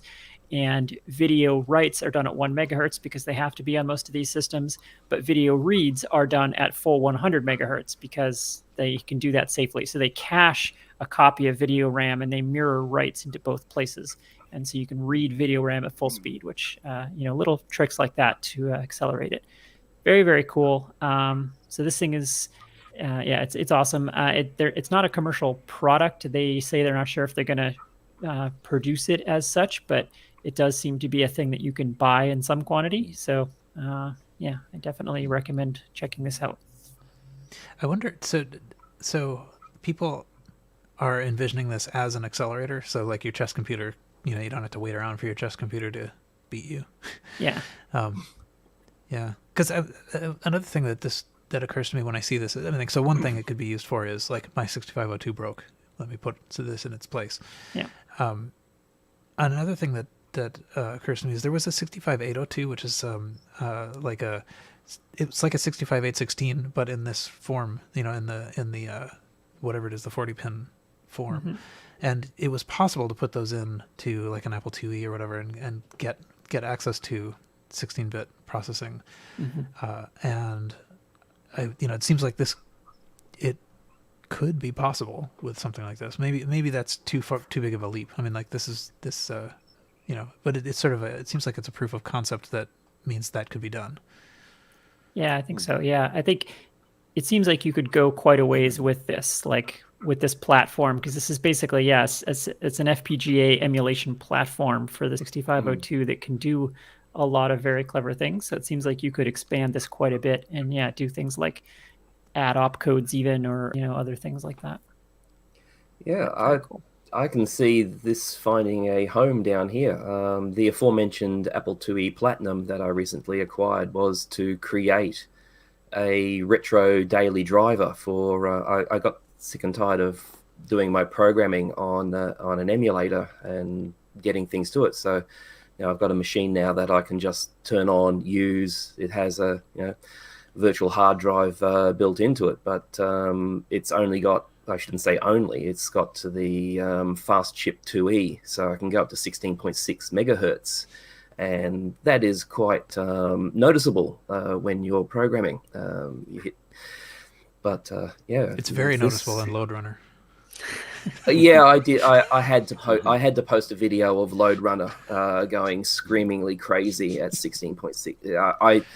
I was not even tempted a little bit to actually attempt to play it. I just thought, it's got an attract screen. I'm just going to run that at the max. But no, with this in the machine, hooked up and everything hooked up to the large 21-inch monitor, which 4:3 aspects, so it's not strangely stretched. No, I think this would be quite good because I'm actually enjoying sitting at a retro computer and programming in the day, rather than I'm enjoying it much more than using the modern tools and IDEs and then I getting am the exact opposite. Yeah, I'm wondering, but I also wonder a little bit about the keyboards. Is it not the case that we have learned things about RSI and stuff like that since those days? Maybe not. Oh, I think it's too late for me. Okay. Leave Michael behind. Yeah. What's cool about this device is that, so in your Load Runner example, Load Runner should in principle actually be playable. Like in your example, it's not just that Load Runner is running too fast for it to be, for it would be so difficult. You actually wouldn't be playable because I know as you said, when us poor ugly bags of mostly water attempt to interface with the game, it's going to slow down to us speed and then automatically pick up to watch Silicon do it for real, mate, and go off. It'd be good, but Well, so what I was actually saying is that the joystick code in the Apple II ROM doesn't work when it's accelerated because it's actually a cycle counted pulse counter. So the joystick inputs actually wouldn't even work. Okay, so it's not unusable. Enough. It's not unusable because it's going too fast. It's unusable because it can't be used. Yeah, exactly. The code would fail because it can't count the pulses correctly at that speed. Yeah. So in principle, I doubt this the joystick should would. I doubt the joystick issue is going to be much of a problem when I'm programming, though, because not writing games. So, not writing arcade style games. I think this would be a great option for homebrew computer builders as well. If you want to build a 6502 homebrew, I think this thing would be an awesome choice for that. Yeah. What do you know about homebrew computers, Quinn? Oh, wait.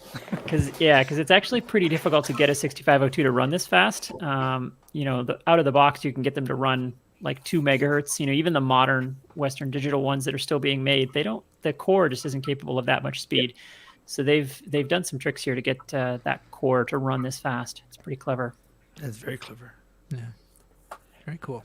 I think we did. I think we actually did talk a little bit about this last time, but this is a better discussion. And the last time one hasn't actually hit the feed yet. I'm sorry to say. Ah, okay, cool. Yeah, I've bookmarked that page as I suggest to our listeners that they do, and as soon as I can get my hands on one, I'll let you know. But, This is really pretty disconcerting how dark it is now. The time just changed, and it's really noticeable. dark. Anyway, Obviously, there's something wrong with your side of the planet, guys. I think so. Yeah. Well, there might be, because aren't I just like directly north of you, and I'm north, and it's not dark here yet. So there might actually be like a comet hitting you. Okay. Well, You might be in the shadow. Of quick! I'm going to something run around and put huge. stickers on things. Yep. On your forehead. There, saved. I think Carrington and Paul and I are in the same time zone, right? Yeah. Yeah. Yeah, Carrington time. And Carrington yet, time. it's dark behind me. Yeah, it's pretty dark out here. So, as relevant as all this is, I'd actually like to move on to my second item, which is Yes, let's do that. closely related. So, this one is interesting because it's a completely different approach than what I've seen before. So, it's billed as an Apple II accelerator. It's called the MCL 65 Fast, and it is also a 6502 replacement. In this case, they're replacing it with a Teensy 4.1, which is a 32-bit ARM9 running at 800 megahertz. However, it is not what you think. It is actually not an Apple II accelerator or anything else. What they're actually doing is so the Teensy is basically, it's an ARM processor that's blisteringly fast that happens to also support the Arduino ecosystem. So you can program it with the little Arduino C compiler to control your lights or whatever people do with Arduinos. But what they've done is they've interfaced it to the Apple II 6502 pin outputs. So really what it's doing is it's using the Apple II motherboard as an Arduino shield, if you like. And so he demonstrates, displaying text by pushing bytes into, that portion of video memory and reading keyboard input and so on. But it's not running the Apple II ROM code. It's not capable of running Apple II software. Obviously, you can't touch the disk drive at this speed. It's not slowing down for memory ports or anything. It doesn't know anything about the Apple II architecture. It's just saying, let's use the Apple II's 6502 socket as GPIO and put a Teensy on it, basically. That's a cool approach. Yeah, it's very unusual and very interesting. So he's got some demos here of doing some very blisteringly fast things. But again, the Apple II is just sort of a zombie interface to video at this point. It's not involved in the process. It's participating against its will, so to speak, in this exercise. But it's neat. It's like those cockroaches that get on top of like rats' heads and turn them into. It's like one of those. Yeah. Cool. How adorable. Yeah. I was trying to think of some way, like when we were talking about an Apple II accelerator and an ARM platform and stuff. My thoughts turned to catapults. Catapults. Accelerating the Apple II across the wall. Yes. Yeah, exactly. Well, we've frequently talked about the idea of like basically nowadays you put like a faster computer inside the old computer. And this one goes, well, why don't we just then get rid of that old computer and just have this? So if you're writing for this, then you're not writing Apple II stuff. You're going to write exactly using Arduino tools and right. Okay. So what he's done is he's implemented, for example, in this demo, he's implemented printf and scanf in standard C library as routines that know how to do those things by pushing characters into the character buffer on the Apple II and reading keyboard input from the input buffer. So it knows a little bit about the memory map of the Apple II, but it's not, as I say, it's not booting anything Apple II related. It's not running anything in ROM. It's just using the hardware for input and output, basically. Yeah, I think it's an Apple II motherboard shield for the Arduino. Neat. I haven't seen anybody weird. use this kind of approach before. This is very cool. Yeah, it's What a very neat weird project. and interesting. Yeah, yeah. Like if you needed, like it's kind of a neat way to get full screen text input and output on an Arduino, because that's something people normally do with like a serial port, but this is a different way to get that, I guess. So you could take the next step and get actually high res graphics, in Apple II style on your Arduino this way, I suppose, if you don't mind having an Arduino shield that's 20 times the size and weight of the Arduino board. Right. Cool.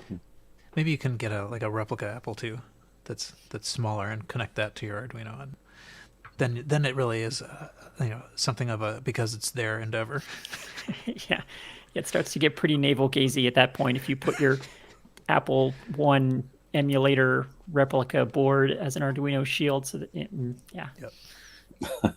That would be pretty amazing, though, to actually interface it with an actual Apple One.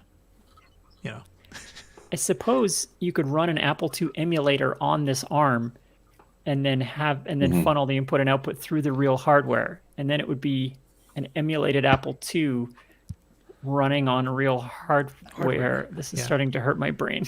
Yep. I wonder if you could sort of make the graphics memory map rational that way. Oh, that's interesting. Yeah, you could remap things, I suppose. It reminds me a little bit of that demo that Peter Neubauer gave at Kansas Fest many years ago, where he had a Raspberry Pi using the Apple Pi adapter. He puts a Raspberry Pi in a slot on the Apple II, and he was running a 2GS emulator on it. That was so he had a 2GS running in his Apple II, basically. So he's running GS software on his Apple II, and it was all pretty seamless looking from the outside, but of course it's all smoke and mirrors. It's just the Raspberry Pi using the Apple II for power, basically. All right. Let's see. I think the only thing that's left in our show notes is another thing from you, Quinn, if you would like to talk about that.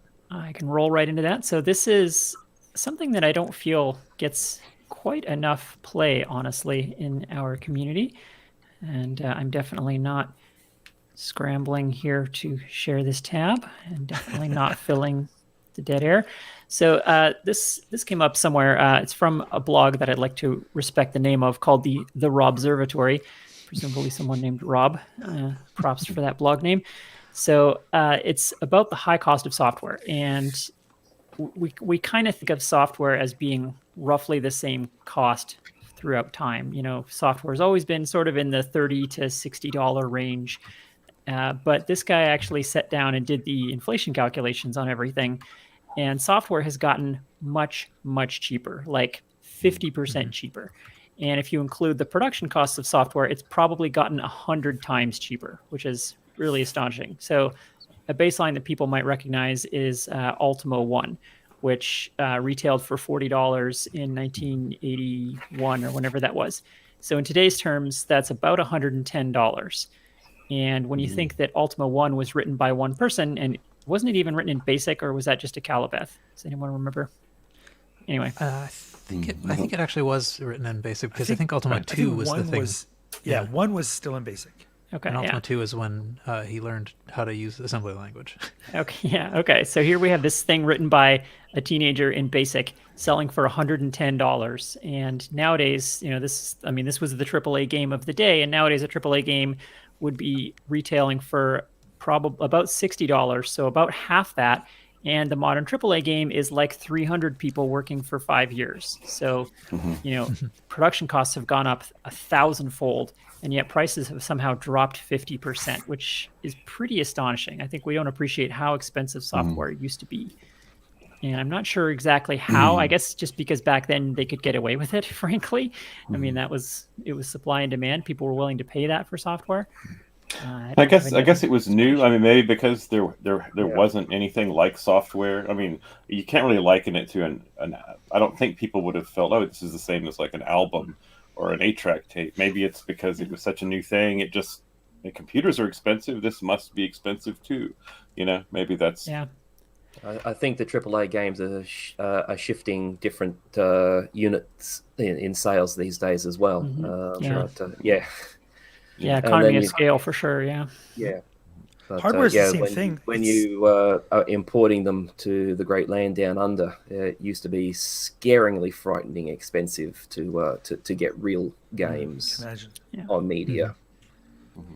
Yeah, and it's even worse than this, because this is strictly an inflation calculator that he's used, and if you use something more sophisticated like a buying power calculator, or what sometimes called the Big Mac index, like how many Big Macs could a plumber buy in 1980 versus today, that encapsulates a lot of other factors like supply chain efficiencies and how salaries have actually gone up over time. People in the same job today actually make more money than they used to, even at after inflation calculation because the economy has grown. There's things like that. So so buying power is substantially higher today than it was back then, even accounting for inflation. So, this $40 for Ultima One in 1980 was a huge chunk of someone's resources for the year to buy that, even without the inflation. Yeah. It's interesting. I had never thought about that in that way. Yeah. I thought about it when it comes to hardware, how much cheaper computing hardware is. I remember I was talking ages ago about how when a company of my family switched to desktop publishing, we bought a whole bunch of Mac 2CIs and 2CXs, like a bunch of to fill a room, so like 20 or something like that. And I just looked it up, and like in 1989 when they came out, they were $6,269 just for the box. You buy the big radius monitors and cards, and that's a $13,000 $100 computer, $13,100 computer today.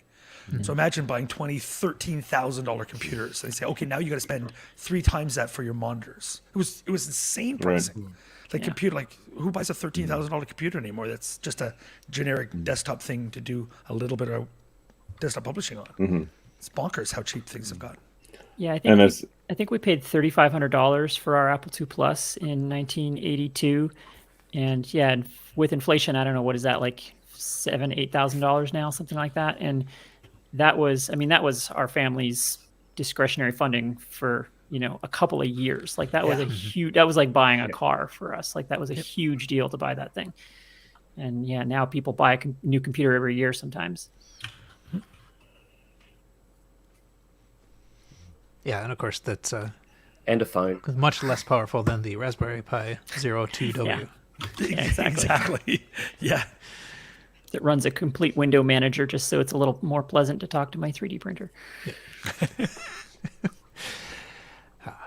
So anyway, I thought that was a neat little rundown of the cost of software, and it speaks to piracy as well. Like piracy was, of course, extremely rampant back then, and this is frankly a lot of why. Like for a 14-year-old kid, like that was a huge amount of money to buy these games, and it's kind of a miracle that any of us managed to buy any of them. I mean, I bought a couple games, but I must have been saving my allowance for months and months and months to do that, based on these prices. Yeah. I think how many games were made by kids, teenagers doing BASIC. The quality control wasn't awesome. Like there was a lot of crappy games. Yeah. Like imagine if you just bought all the games you pirated. Like most of them were terrible. I've been very disappointed if I spent that much money. I'm like, well, this is garbage. Yeah, that's true. Some of those games, I was very disappointed that I spent the time to actually get hold of them. Right. Yeah, this wasn't worth my piracy time. That's right. I've got better things to pirate.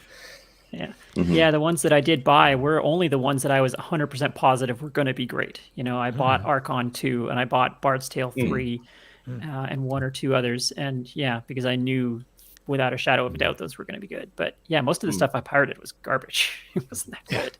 Right. I was digging. It's interesting when you think about the phone ecosystem, now. I mean, like where people think, oh, $8, that's too much. Right. Well, they give away the games now, and then you get in-app payments. That's the thing, especially for mobile. It's usually free, and then it's not at all free. But it's the only way to make money. A mobile game that says it's an amazing game. We spent 10 million hours doing it. It's awesome. I want $8 for it. People go, what? You can't expect $8. It's like, I mean, I think Jordan Mechner. Mechner created an iOS, like a sequel basically to Karateka, and I think it was released 3D, everything. It cost like what, $4 or something like that. I think I can't, it was So. Yeah, that's my day job is free to play mobile, and it's a strange business. Like we have a big team pouring hundreds and hundreds of hours into this product, and we continuously update it. We're adding features every week, literally, and we give it away. It's a very strange thing. Company's doing very well. I don't know where the money comes from, but it's this weird combination of ads and subscription features and other things. It's all very messy, but the days of just make a good thing and people will pay you money for it are long gone. Like everything is now a subscription and a service and an ad supported whatever.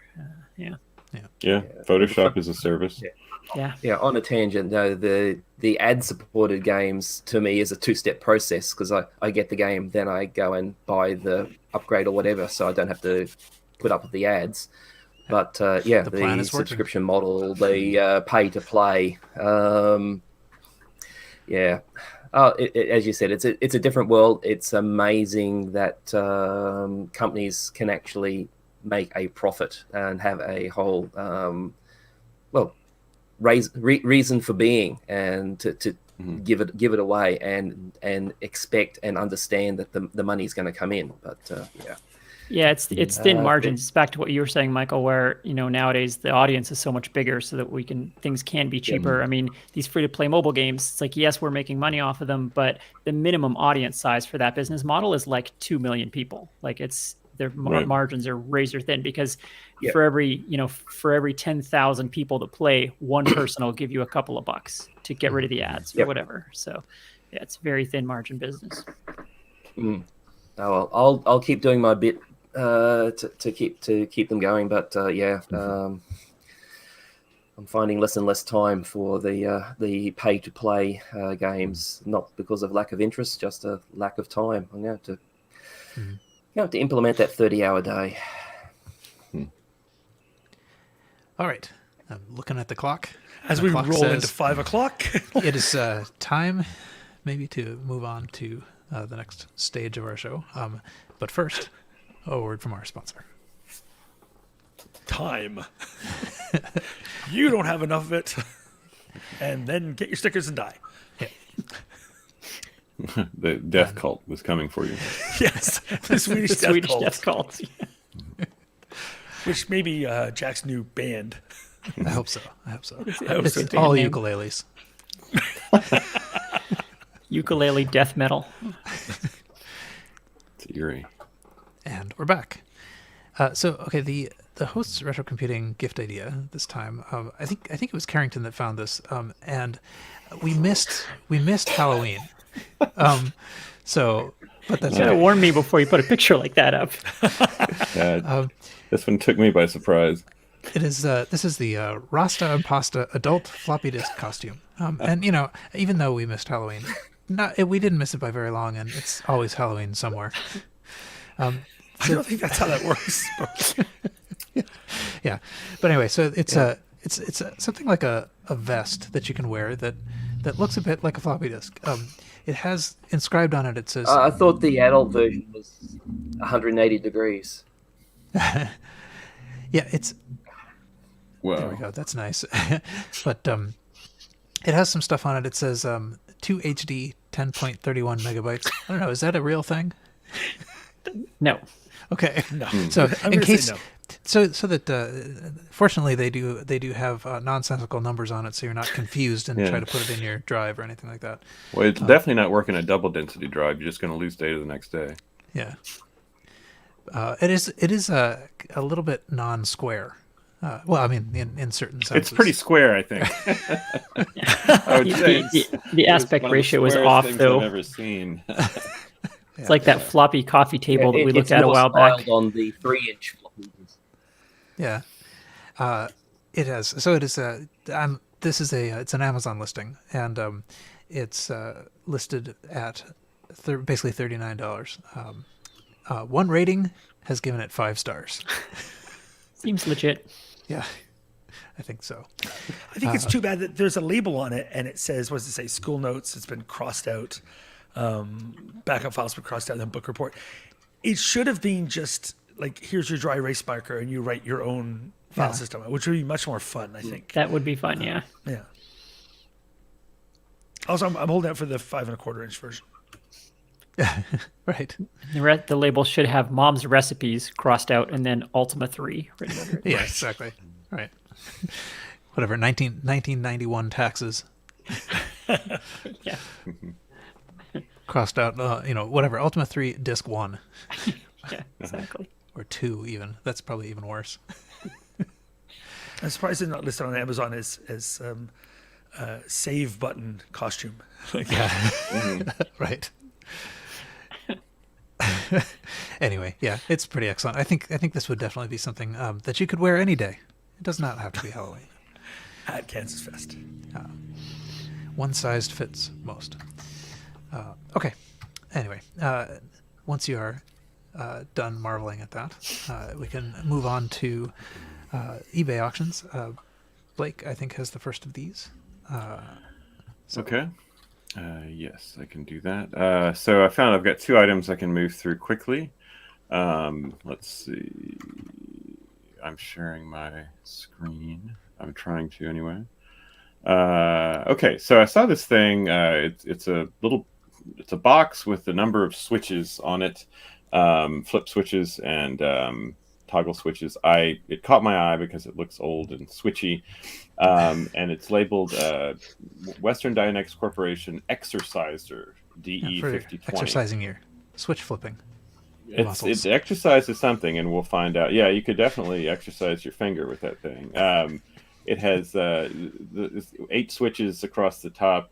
Actually, what's 10? Anyway, 256, 128, 64. Different sort of byte-sounding lengths, powers of 2s, and then there's switches labeled head 1, initial / bottom disk, recycle. So it's odd, and it's $100, and there is a little bit of information on it.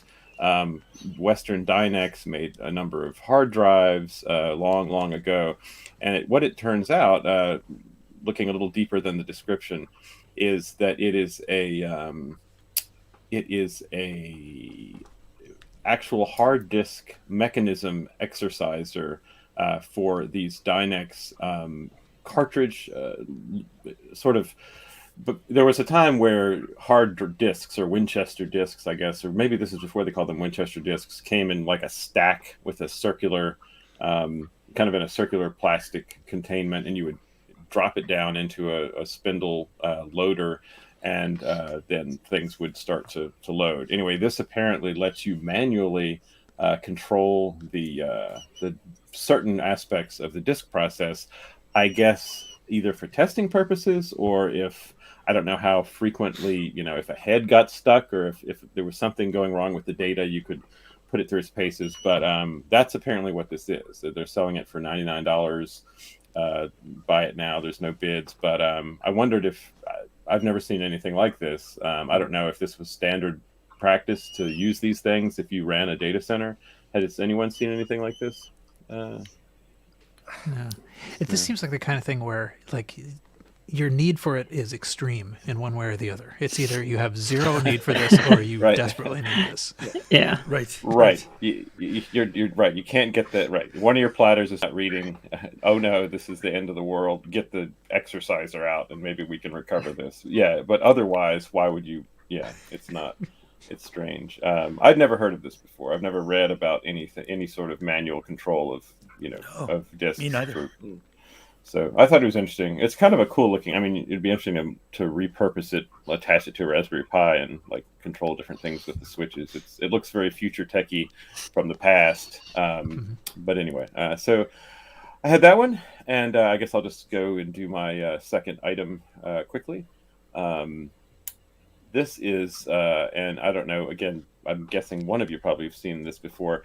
Corporate Systems Center, CSC. It's a book published by those folks called Hard Drive Bible. This is edition 7. This one was produced in 1996, I think. There are obviously earlier editions that were produced earlier. And what it is, there's not a lot of information in the eBay auction. It's selling for $25. Buy it now. As you might imagine, it is a book that details the ins and outs of a great many different types of drives, like interfaces, different geometries. I found the Internet Archive has some or several versions of this, the 8th edition here, archived and scanned, but it's just interesting flipping through it. There's sections where they're talking about, different physical connectors with photographs. They talk about SCSI protocols, different levels. There are different track densities, and then they go through a great, like, hundreds of pages of actual, model numbers of drives from different, drive manufacturers, and the same thing for controllers. So it seems like, I guess it could be quite useful today if you are maintaining and acquiring and setting up new retro systems with parts from here and there. You buy a drive, will it work with this system, with this controller? This would seem to have the answer. So I'd never run across this before, and there's definitely times in the past where it would have made things easier, like kind of going down a Google rabbit hole of determining whether this drive I got from eBay is going to work on this this Amiga or this next machine. And I see, actually, I'm flipping through it now on the Internet Archive. I see they have a section on floppy drives and the different manufacturers and the drive types. So it seems like it would have been rather useful back then, probably to a service center, than rather useful now if you're trying to piece things together, as a collector. So has anyone seen this book in any form? Yeah, I'd seen it at the Internet Archive before, but I found it for a different reason, because it's CSC, and it's not the CSC that I used to work for. So this is Corporate Systems Center, and I used to work for Computer Sciences Corporation. But it's interesting things there. But as you said, it would have been a great service center resource back in the day, and potentially useful today for various drive enthusiasts, and absolutely useless any time period in between the two. Yeah. Right. One thing that I actually do kind of like about this thing, actually I'll put it back up just so I can sort of point it out, is that it's done Bible style. That's what I love about it. Yeah, it's like even apart from the information content, they went all in on this like Bible metaphor, right? So it's got the little like cloth bookmark hanging out of it, and I can't quite tell if it's got like gold on the side, but it at least it sort of looks as if it's sort of embossed gold on the cover. Gold so on the as a physical object, it's pretty cool. Gold on the page edges would just be the clincher for me. Yeah. I was tempted when I saw this come up. I was tempted, but to get the thing, but $72 priority international mail. I was still tempted, but I'd have to do it the long way via my transhipper. I'd have to find out if it has gold leaf edging.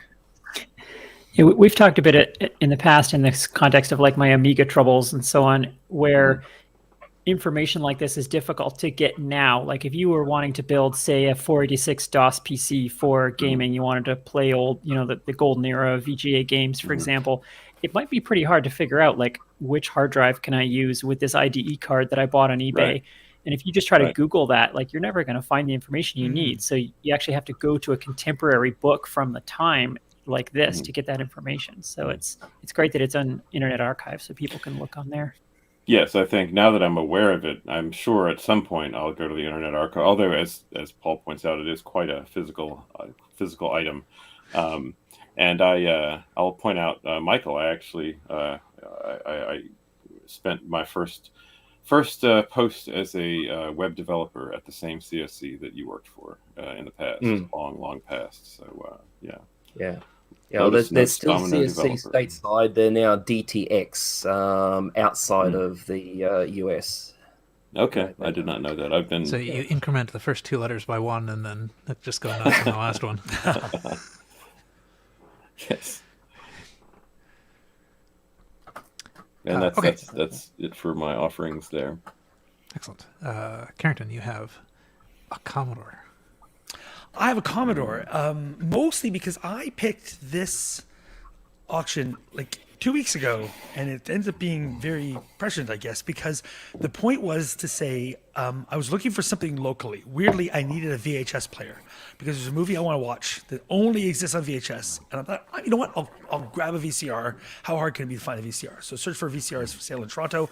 Found this site called Max Sold, which turns out it's like an auction thing. It's all over the place, but it focuses on downsizing and estate sales. So it's another auction site, but it's half of the auctions on here are just people like have a house or they've inherited a ton of stuff. They give it to Max Sold. It puts everything on and say, here you go. Everything begins at $1, and just things sell for it. They sell, and you just can find things. And surprisingly found a ton of computers and monitors and vintage stuff, all of which mostly goes very cheaply because it's all untested and there's no shipping available. So this is strictly funding local auctions. So this was just, I picked one as an example. This is listed as a jazz drive. It is not a jazz drive. It's Commodore 64.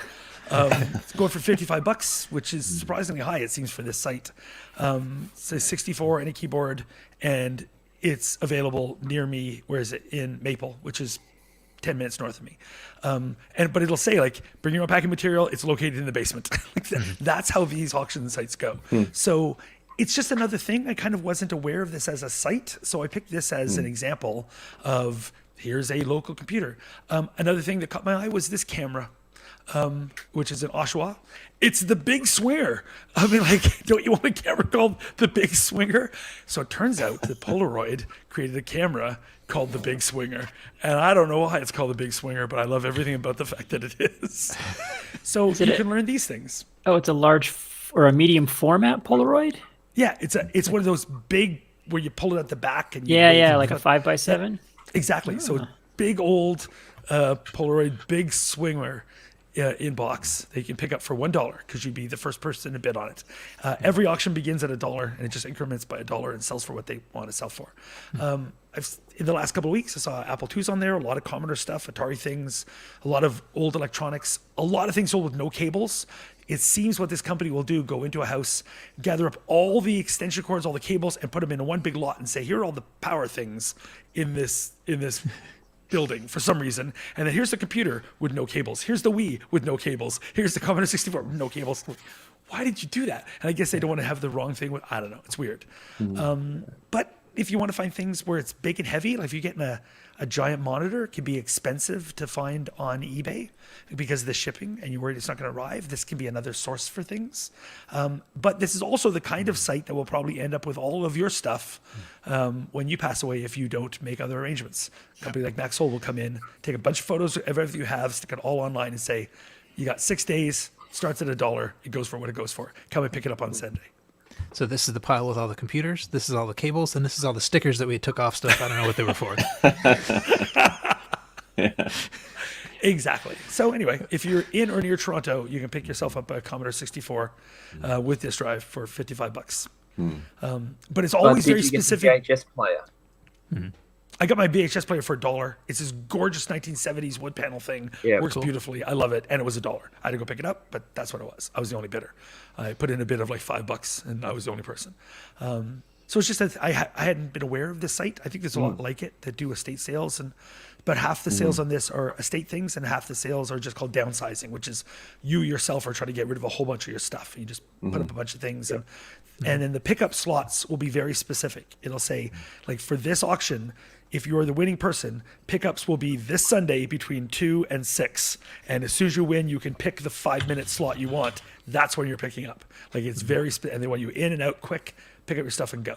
So, but you might be able to find heavy local things, maybe a lot less expensive than on eBay plus shipping. Because how many people near you are looking for monitors? Like in my case, in Oshawa and Maple and stuff. So. Yeah, no, that's a good thing because so many people order a large CRT and they get delivered a 3D jigsaw. Sounds like a box of Smarties when it arrives. Yeah, yep. So I have 2 quick ones. Commodore 64. My God, I feel dirty. That's what I have you're Commodore curious too. Yeah. There's a Commodore SX64, the executive SX64, which just sold, and that went for a lot. It was like $450. I don't know if that's a good price or not, but that's what that sold for here in Toronto on this same site. Yeah, those are they're a little bit rare, except that I can point to one right behind me. But which pile is that? It's the one on. It's under. Actually, you can sort of see the Apple III. It's underneath the Apple III. Yeah. But that's it. Most of you should buy the Big Swinger though. $1. Yeah.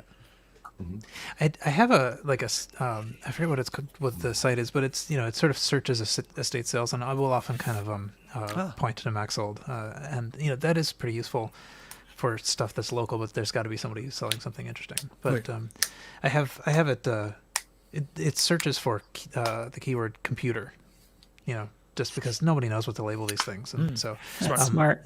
usually it's searching. Usually I get like modern computer desks or whatever, but last time I've actually gone to something like that, it was sort of in the before times, and so they just sort of like let you into the house and sort of walk around in the basement, and they've put Ultima 2 in with the board games. But actually it was pretty interesting. The one time that I can think of recently-ish that I went to one of these things, it was really it was fortune hunters kind of. It was people running around like checking on their phone to see like what could this sell for, as they were trying to run around and grab stuff. And I'm like I know what some of these things are, and I know that it would be interesting to have this Adventure International catalog from 1982 or whatever, but I have to wait for the guy to check on his phone to see if maybe he can flip it for something.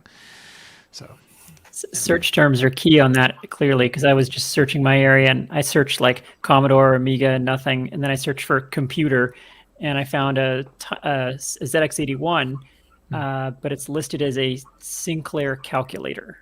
Yep. But you can see in the picture that it's clearly a ZX81, so it's kind of interesting. Yeah. Okay, Michael, you are next in the order. Yep.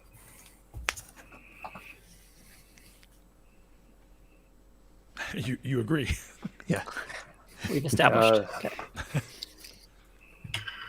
Obviously, I haven't shared the window recently because all my settings are gone. Do you grant it permission? No, it's not letting me. If someone could just bring up my Nat Geo. I will do that in just a moment. Where is it? Here it is. Okay.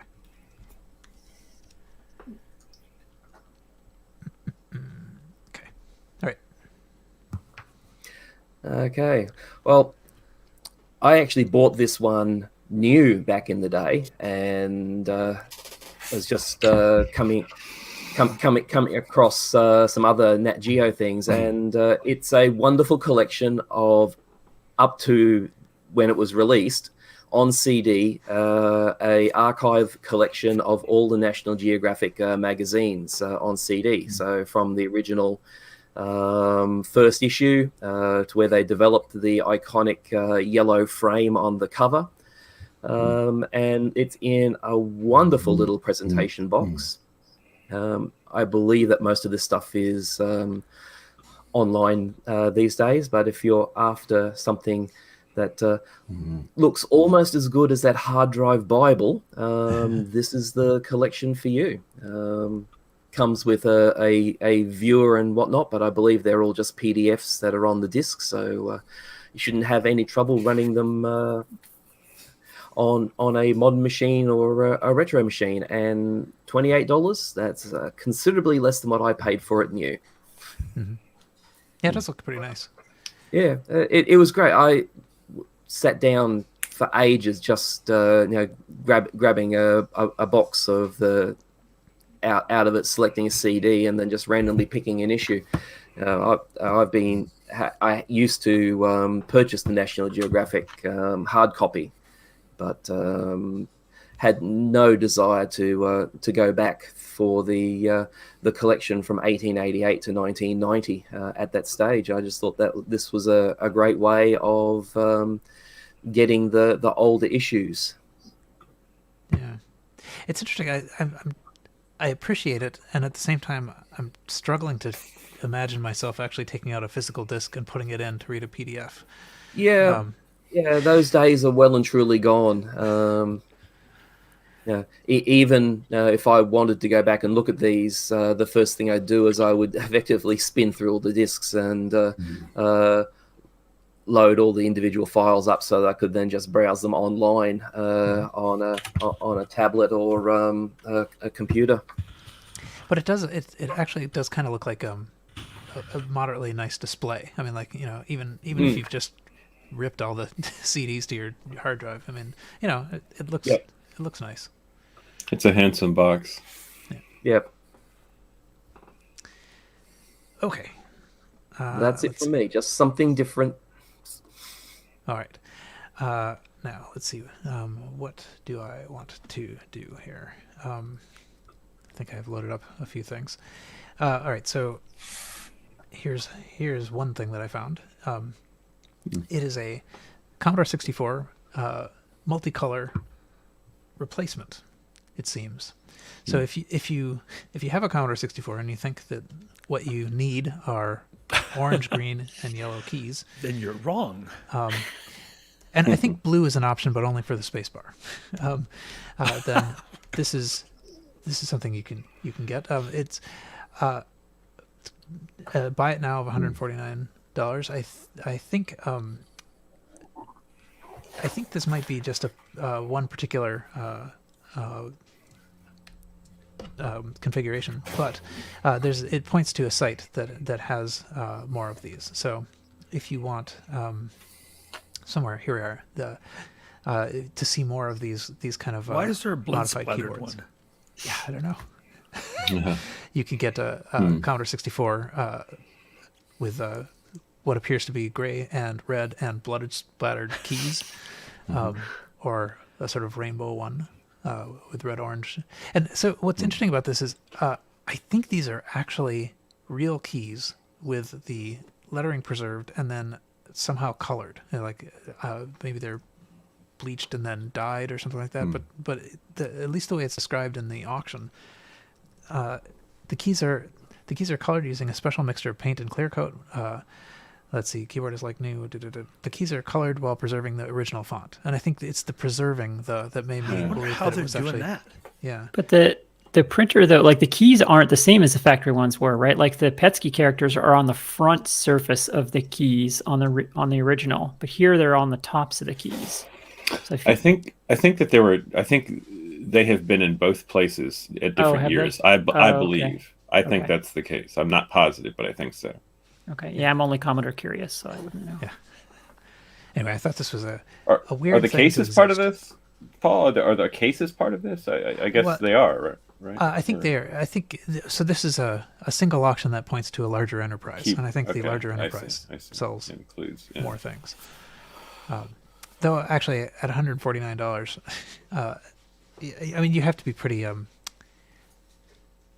have to be pretty invested in this, and in a way that's I don't know, like I don't know what exactly your focus would be that you would feel that you need to have a Commodore 64 of this color. But anyway, If they had, I mean, it would be interesting. I mean, as far as the larger enterprise, and it might be worth looking at. I mean, I have one Commodore 64C, and it didn't change my opinion that I've held for all my life. That the C64 has the most uncomfortable keyboard I've ever used. That's not chiclet. So I wonder if they also offer keycap, units that have had their actual mechanisms, not caps, mechanisms replaced, like with Cherry, mechanical, something like that. I don't know. That's a bigger question. We don't need to get into that. But that would be something I could see spending that kind of money on, Right. or maybe even a bit more. yeah. Yeah, I second that. The Commodore 64 keyboard is awful. It's just terrible. It's so soft. It's like it's mushy.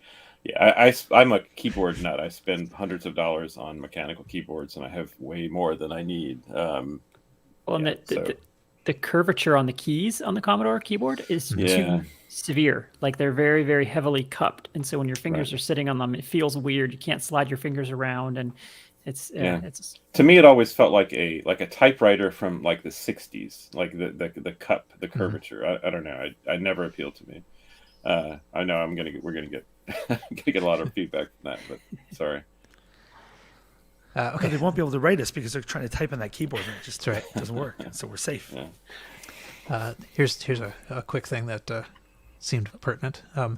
This is a Nolo Legisoft Willmaker for the Apple II Plus, 2E, 2C, and 2GS. So if you needed a way to get started and you actually wanted to use your retro computers to do it, I guess that would be the most appropriate way, I suppose. If you're going to do it for the retro computers, then do it on the retro computer. just I make wonder sure if to it put automatically put a sticker put on a it. put a sticker. Yeah, I was gonna say put a sticker on that computer because they're gonna need it to read your will if you make it. Yes. this thing. Yes. Yes. And here is an actual Sinclair calculator. Oh, look at that. Oh, So I thought that was neat kind thing. of cool. Oh, it's a kit. Oh, It's a that's kit. cool. Yeah, it's an unbuilt 1970s self-assembly kit. So That's neat. one of the I first. can see how they could be easily confused. Yeah. Mhm. Anyway, I thought that that's was cool. I've never seen that before. That's neat. Yeah, I didn't know Sinclair made kits. That's really cool. And that is It an looks original. I mean, that's straightforward. You from could long actually ago. get your ZX80 or ZX81 as a kit. Yeah, still shrink I wrapped even. remember that. Yeah. this predates wild. it. It's got almost a week to go. It's already at 45 pounds Yeah, after. I feel 11 like that's bids. going to go for a lot being Yeah. unopened. Right. and Right. and being so close to Sinclair's passing. So Yeah. Right. Yeah. I would like that. I would definitely like that. yeah. Okay. Anyway, I will leave it at that because there are so many of us. And I think Quinn, you are next if you have any. I do not have any eBay items this week. Okay, that's all right. So then I guess that is the end of the eBay items. Any closing thoughts? We can go around the room. What's the order? Blake is the first in the alphabet. Okay. Nothing to note in particular. I probably, like as we talked about earlier, and that was our main discussion. I plan to give some personal thought to, and hopefully take soon better action upon some sort of estate planning as far as my little collection, and hopefully I'll actually do that. We'll see, but yep, that's about all I got. All right, Carrington. I talked about getting a VCR, so that's kind of retro. I have a couch, so that's new. That's also kind of retro. My life is in turmoil. So much stuff. New turntable on the way, huh? I'm gonna have to get rid of this desk to make up for that. Yeah, you own like 4 things now. How are you managing? It's a burden. It really is hard. I wake up in cold sweats. Too many things. So I don't know. Is Get my that because you're stickers sleeping ready. on the floor? I bet Okay. it's a lot more comfortable than that stupid couch. It's a couch from Article. It's somebody had a spare couch. So I said, okay, I'll take it to tide me over until I get my sofa's finally going to arrive, hopefully in 3 months. It's terrible. It's a terrible couch. It's so Well, it's awful. good that you have a bed. Yeah, I'm glad you're Yes. whispering though, so I can't hear you. So the Article people are in on it. This podcast was not sponsored by Article.com. I was going to say, yeah, we're obliged to mention article in a podcast, so I'm glad that Right. we got to do it somehow. All right, Michael. No, nothing really going on apart from just my continuous scanning of things that I find interesting and that other people probably don't. Yeah, cool. I Excellent. should say, yeah, I've been doing a fair amount of scanning and processing, and I don't know if I said this in a part that made it into what will be on the feed, but I appreciate your recommendation, Michael, of what is it, Scan Tailor Advanced. Yeah. That is, I originally thought it was not going to work very well, and it turns out I like it a lot. It's Yeah. actually really super useful. So I've been digging through a bunch of my scanning, and it I does find a it lot great of for processing. Yeah. I find it great for books with my hit and miss scanning method. As long as the text is on the screen and you scan it, you can get it into the archive copy that you do. It's great. Yeah, it does a lot of it'll sense page splits. I've done a lot of scanning of disks because I've been doing a lot of floppy disk imaging, and if I put 2 disks up on the plate and scan them, so I can get through them twice as fast. It will treat them as if they are 2 pages. I can just let it auto split. So it's It quite is nice. very handy that way for that. So yeah. Anyway, but I'm glad there's been one useful piece of advice I've given in this last 10 years. yes, Thanks. excellent. But yeah, that's mainly what I've been doing is a lot of scanning in preparation for trying to do the processing that will let me have less of this stuff. So we'll see how that goes. Quinn. Yeah, I guess I have somewhat retro news, I guess. So, moment of silence. My 40-year-old Radio Shack Micronta multimeter died this week, and I'm very sad about it. Actually, I'm actually legitimately kind of sad about it. We're not even joking, because I bought it new in 1981. I would have been 6, and with my allowance, and it has worked flawlessly ever since. Radio Shack used to make good stuff, it turns out, and I've carefully packed it and moved it from apartment to house to apartment to apartment over the course of 40 years, and original leads, original everything. And it finally died. The batteries had been leaking in it periodically, and I'd managed to keep catching it and replacing them. And a couple of times I had to go and stick the terminals in vinegar to get the corrosion off and stuff. But I guess that happened one too many times, and it wouldn't start up even with fresh batteries. And I opened it up, and the mechanical dial switches, it's like a multi-layered switching mechanism, and the whole thing was just a ball of rust. And I'm not sure how and when that happened exactly, but so the electronics are fine, but the elaborate mechanical switching mechanism inside it was just totally corroded. So, and it is probably fixable if one wanted to get heroic about it, but it was time. It had a good run. So I bought a new one, but it's one of those things where sometimes you tweet something and you realize how many followers you actually have. It was one of those. I got this huge response when I tweeted about this. Like Dave Jones from EEV blog replied, and like it was crazy. So people were sending me all funny images of funeral pyres. Thank you, Michael, and various other things. It was a valiant warrior. It deserves a warrior's funeral. Absolutely, yeah. So it was kind of turned into kind of a fun Twitter thread. A bunch of other people, turns out, have that same meter from that same era, and so people were sharing photos of their '80s Micronta multimeters. It's shocking how well made those things were. Oh yeah, I agree with you. I love the older style ones. The digital ones these days, they've got no soul. They have no essence. Yeah, well, and a big reason I hung on to it for so long is because I hate auto ranging meters. And for a long time there, all multimeters were auto ranging. And so you stick the probes on there and you're like, oh, it's got 5 volts. No, it's got 5 millivolts, which means 0. And you have to constantly be doing that little mental calculation every time you look at the display. They've since fixed that. So I bought a new Fluke, and it has a manual ranging on it as well as an option. So at least they finally fixed that. So I feel a little better about replacing it. But it was a noble thing, and one of the few remaining pieces of equipment I have from that era, from the retro computing era. I still have my Apple II Plus, and I had that multimeter, and now I just have my Apple II Plus. Well, condolences. So that's it. All right, I think we made it to the end. Not quite 2.5 hours, so that's good.